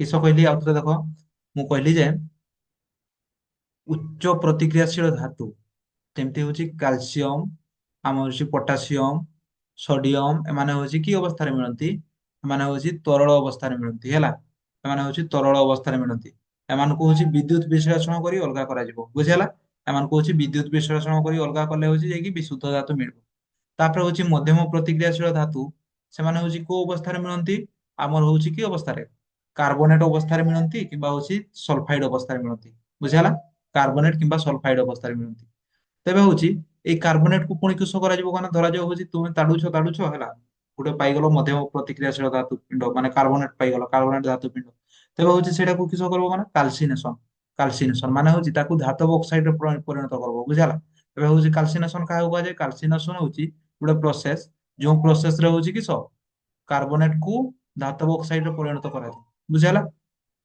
ଲେଖିବୁ ମନେ ରଖିପାରିବ କାଲସିନେସନ ଗୋଟେ ପ୍ରୋସେସ ଯୋଉ ପ୍ରୋସେସ ରେ ହଉଛି କାର୍ବୋନେଟ ଧାତୁ ପିଣ୍ଡକୁ ଧାତବ ଅକ୍ସାଇଡରେ ପରିଣତ କରାଯାଏ ହେଲା ତାପରେ ହଉଛି ସଲଫାଇଡ ଯଦି ସଲଫାଇଡ ଅବସ୍ଥାରେ ମିଳିଥିବ ଧାତୁ ପିଣ୍ଡ ତେବେ ହଉଛି କିସ କରିବ ତାକୁ ବି ଧାତବ ଅକ୍ସାଇଡରେ ପରିଣତ କରିବ ହେଲା ମାନେ ହଉଛି ଅକ୍ସିଜେନ ଚକ୍ କରିବ ବୁଝିଲା ତ ହଉଛି ସେଇଟାକୁ କିସ କୁହାଯାଏ ଆମର ରଷ୍ଟିଂ ବୁଝିଲା ଯଦି ହଉଛି କାର୍ବୋନେଟ କୁ ହଉଛି ଯଦି ସଲଫାଇଡ ରେ ଧାତବ ଅକ୍ସାଇଡରେ ପରିଣତ କରାଗଲା ତାକୁ କାଲସିନେସନ କୁହାଯାଏ ଆଉ ଯଦି ସଲଫାଇଡ କୁ ଆମର ଧାତବ ଅକ୍ସାଇଡରେ ପରିଣତ କରାଗଲା ତାକୁ କଣ କୁହାଯିବ ରଷ୍ଟିଂ ବୁଝିହେଲା ତାପରେ ହଉଛି ଧାତବ ଅକ୍ସାଇଡରେ ପରିଣତ କରି ଧାତୁ ବିଜାରଣ କରାଯାଏ ତାପରେ ହଉଛି ଧାତୁର ଶୋଧନ କରି ବିଶୁଦ୍ଧ ଧାତୁ ମିଳେ ବୁଝିହେଲା ତାପରେ ହଉଛି କମ ପ୍ରତିକ୍ରିୟାଶୀଳ ଧାତୁ କମ ପ୍ରତିକ୍ରିୟାଶୀଳ ଧାତୁ କୋଉ ଅବସ୍ଥାରେ ମିଳନ୍ତି ସଲଫାଇଡ ଧାତୁ ପିଣ୍ଡ ଅବସ୍ଥାରେ ମିଳନ୍ତି ବୁଝିହେଲା ତ ସେମାନଙ୍କୁ ରୋଷ୍ଟିଂ କରାଯାଏ ରୋଷ୍ଟିଂ ହଉଛି କିସ ଧାତୁ ମିଳେ ତାପରେ ହଉଛି ତାକୁ ପରିଷ୍କାର କରି ହଉଛି ବ୍ୟବହାର କରାଯାଏ ବୁଝିହେଲା ତ ବୁଝିହେଲାନି ଏଇଠି ହଉଛି ଇମ୍ପୋର୍ଟାଣ୍ଟ କ୍ୱେଶ୍ଚନ ଆସିବ ହଉଛି କାଲସିନେସନ କାହାକୁ କୁହାଯାଏ କାଲସିନେସନ କଣ ହେଲା ତ ଲେଖ କାଲସିନେସନ ହଉଛି କିସ ଧା ହେଲା ବନେଇ ବନେଇ କରୁଛି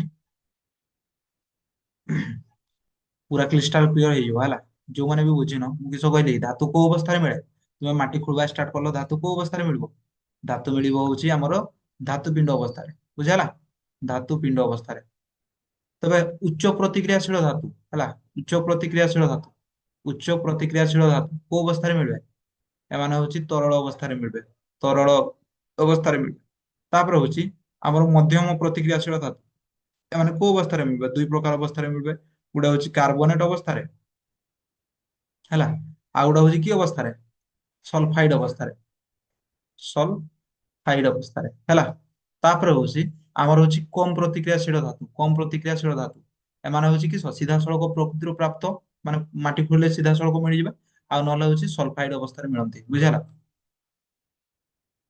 ବୁଝିହେଲା ତେବେ ହଉଛି ଏଇଠି ଉଚ୍ଚ ପ୍ରତିକ୍ରିୟାଶୀଳ ଧାତୁ ଧରାଯାଉଛି ସେଗୁଡା ହଉଛି ସୋଡିୟମ ପଟାସିୟମ କ୍ୟାଲସିୟମ ହେଲା ତରଳ ଅବସ୍ଥାରେ ମିଳେ ସେମାନଙ୍କୁ କେମିତି ହଉଛି ସେଇଠୁ ଧାତୁ କେମିତି ବାହାର କରାଯିବ ସେଇ ଧାତୁ ପିଣ୍ଡରୁ କେମିତି ଧାତୁକୁ ବାହାର କରାଯିବ ହେଲା କେମିତି ବିଦ୍ୟୁତ ବିଶ୍ଳେଷଣ ପଦ୍ଧତିରେ କିସ ବିଦ୍ୟୁତ ବିଶ୍ଳେଷଣ ପଦ୍ଧତିରେ ବିଶ୍ଳେଷଣ ପଦ୍ଧତିରେ ମାନେ ହଉଛି ସେଇ ତରଳରେ ହଉଛି କିସ ତୁମେ ଯଦି ଇଲେକ୍ଟ୍ରିକ ପାସ୍ କରେଇବ ଧାତୁ ଅଲଗା ହେଇଯିବ ଆଉ ଅଲଗା ଜିନିଷ ଖରାପ ଜିନିଷ ଅଲଗା ହେଇଯିବ ବୁଝିଲା ବୁଝିପାରିଲ ବିଦ୍ୟୁତ ବିଶ୍ଳେଷଣ କଲେ ଧାତୁ ମିଳିବ ସେମିତି ଆମର ମଧ୍ୟମ ପ୍ରତିକ୍ରିୟାଶୀଳ ଧାତୁ ଯେମିତି ହଉଛି ମଧ୍ୟମ ପ୍ରତିକ୍ରିୟାଶୀଳ ଧାତୁ କପର ଜିଙ୍କ ହେଲା ଏଗୁଡା କପର ଜିଙ୍କ ଲେଡ ହେଲା କପର ଜିଙ୍କ ଲେଡ ତାପରେ ଲୁହା ଏଗୁଡା ହଉଛି ମଧ୍ୟମ ପ୍ରତିକ୍ରିୟାଶୀଳ ଧାତୁ ମାଟି ଖୋଲିଲ ତୁମକୁ ମିଳିଗଲା ହଉଛି କିସ ମିଳିଯିବ ହଉଛି ଆମର ହଉଛି ଧରାଯାଉ ମିଳିଗଲା ହଉଛି କିସ କାର୍ବୋନେଟ ଆମର ହଉଛି ଜିଙ୍କ କାର୍ବୋନେଟ କି ହଉଛି ଆମର ଜିଙ୍କ ସଲଫାଇଡ କି ଲେଡ ସଲଫାଇଡ କି କପର ସଲଫାଇଡ ଯାହାର ବି ମିଳିଗଲା ହେଲା ଏମାନଙ୍କୁ କି ଅବସ୍ଥାରେ ଥାନ୍ତି ଏମାନେ ହଉଛି ଥାନ୍ କାର୍ବୋନେଟ ଅବସ୍ଥାରେ କିମ୍ବା ସଲଫାଇଡ ଅବସ୍ଥାରେ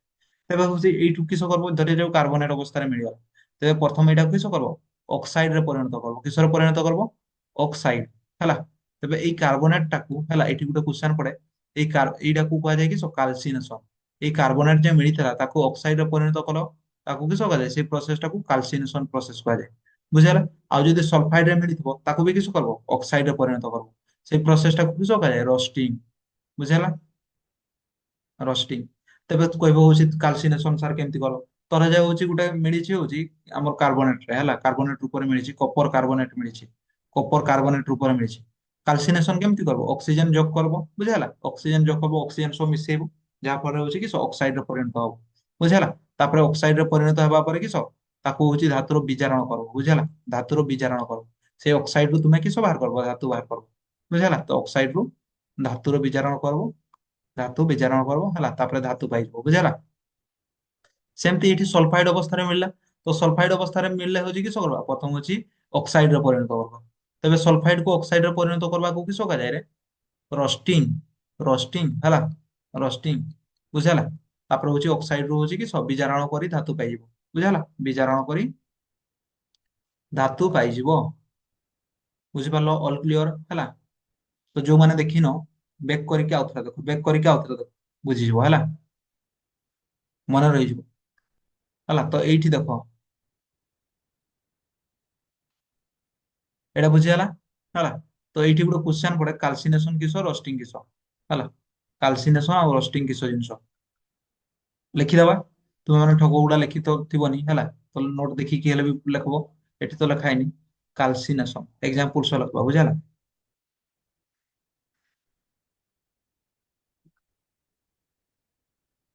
ଏପଟେ ଲେଖୁଛି କାଲସିନେସନ, ଏପଟେ ଲେଖୁଛି ରୋଷ୍ଟିଂ ହେଲା। କାଲସିନେସନ ହଉଛି ପାର୍ଥକ୍ୟ ପଡେ, ଏକ ମାର୍କର ସର୍ଟ କ୍ୱେଶ୍ଚନ ବି ପଡେ। କାଲସିନେସନ ହଉଛି ଯେଉଁ ପ୍ରକ୍ରିୟାରେ କାର୍ବୋନେଟ ଧାତବ ଧାତବ କାର୍ବୋନେଟ କୁ ଅକ୍ସାଇଡରେ ପରିଣତ କରାଯାଏ। ଅକ୍ସାଇଡରେ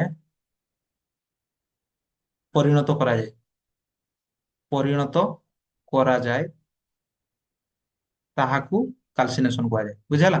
ସେମିତି ରୋଷ୍ଟିଂ କିସ, ଯେଉଁ ପ୍ରକ୍ରିୟାରେ ଆମର କିସ ଧାତବ ସଲଫାଇଡ କୁ ଧାତବ ସଲଫାଇଡ କୁ କିରେ ପରିଣତ କରାଯିବ, ଅକ୍ସାଇଡରେ ପରିଣତ କରାଯିବ। ଧାତବ ସଲଫାଇଡ କୁ ଅକ୍ସାଇଡରେ ପରିଣତ କରାଯିବ ହେଲା, ଅକ୍ସାଇଡରେ ପରିଣତ କରାଯିବ। ସେଇ ପ୍ରୋସେସ ଟାକୁ କିସ କୁହାଯିବ, ଆମର ରଷ୍ଟିଂ। ବୁଝିହେଲା। କାଲସିନେସନ କିସ କହିଲି, ଯେଉଁ ପ୍ରକ୍ରିୟାରେ ଧାତବ କାର୍ବୋନେଟକୁ ଅକ୍ସାଇଡରେ ପରିଣତ କରାଯାଏ ତାହାକୁ ହଉଛି କାଲସିନେସନ। ଯେଉଁ ପ୍ରକ୍ରିୟାରେ ଧାତବ ସଲଫାଇଡକୁ ଅକ୍ସାଇଡରେ ପରିଣତ କରାଯାଏ ତାହାକୁ କିସ, ରଷ୍ଟିଂ। ତ ଏଇଠି ଗୋଟେ କ୍ୱେଶ୍ଚନ ଏକ୍ସାମ୍ପଲ ଦବା, ଧାତବ ଅକ୍ସାଇଡର ଗୋଟେ ଆମର ଧାତବ କାର୍ବୋନେଟର ଗୋଟେ ଏକ୍ସାମ୍ପଲ ଦବା ହେଲା। ଧାତବ କାର୍ବୋନେଟର ହଉଛି ଏକ୍ସାମ୍ପଲ ହଉଛି CuCO3 କପର କାର୍ବୋନେଟ, CuCO3 କପର କାର୍ବୋନେଟ, ଆକୁ ଧାତବ ଅକ୍ସାଇଡରେ ପରିଣତ କରିବା। ଧାତବ ଅକ୍ସାଇଡ ମାନେ କିସ, ଯୋଗ କରିବା ଅକ୍ସିଜେନ, ବୁଝିହେଲା। ତେବେ କିସ ହବ, ଆମର ବାହାରିବ ହଉଛି କପର ଅକ୍ସାଇଡ ହେଲା। ତାର ସହ ବାହାରିବ ହଉଛି କିସ, କପର ଅକ୍ସାଇଡ ତ ବାହାରିଲା, ତାର ସହ ବାହାରିବ ହଉଛି, ଦେଖିଦବା, ତାର ସହ ବାହାରିବ ହଉଛି କାର୍ବୋନେଟ ହେଲା। ତାର ସହ ବାହାରିବ କିସ, କାର୍ବୋନେଟ, ତାର ସହ ବାହାରିବ ହଉଛି,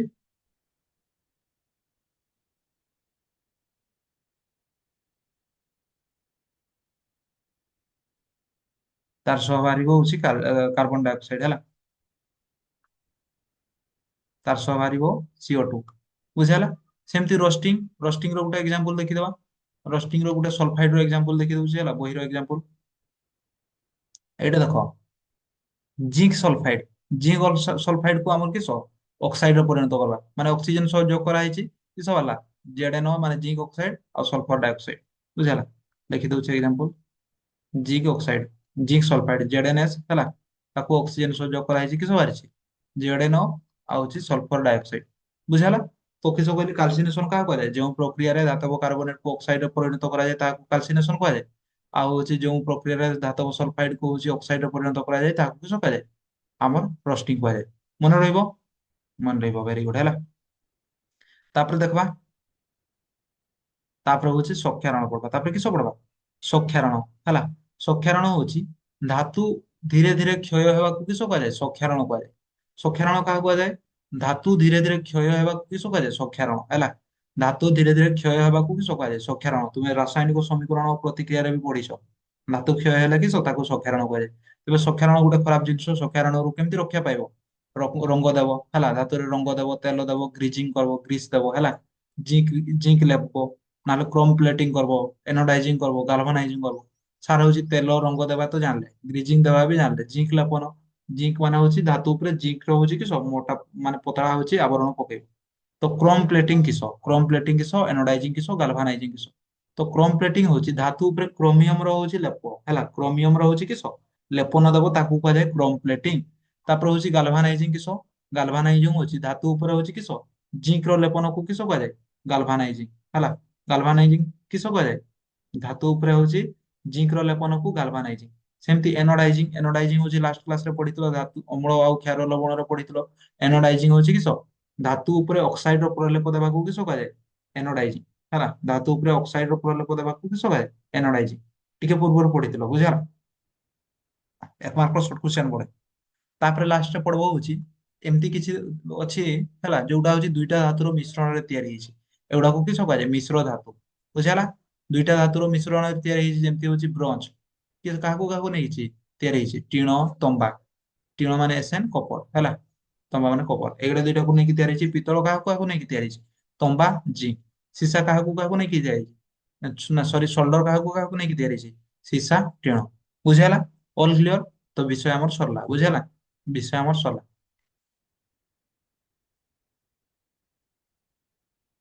ମନେ ରହିବ ହେଲା। ତ ଆଜିକାର ଭିଡିଓ ଏତିକି ଥାଉ ହେଲା। ଦେଖା ହବ ନେକ୍ସଟ କ୍ଲାସରେ। ଟିଲ୍ ଦେନ୍ ସମସ୍ତଙ୍କୁ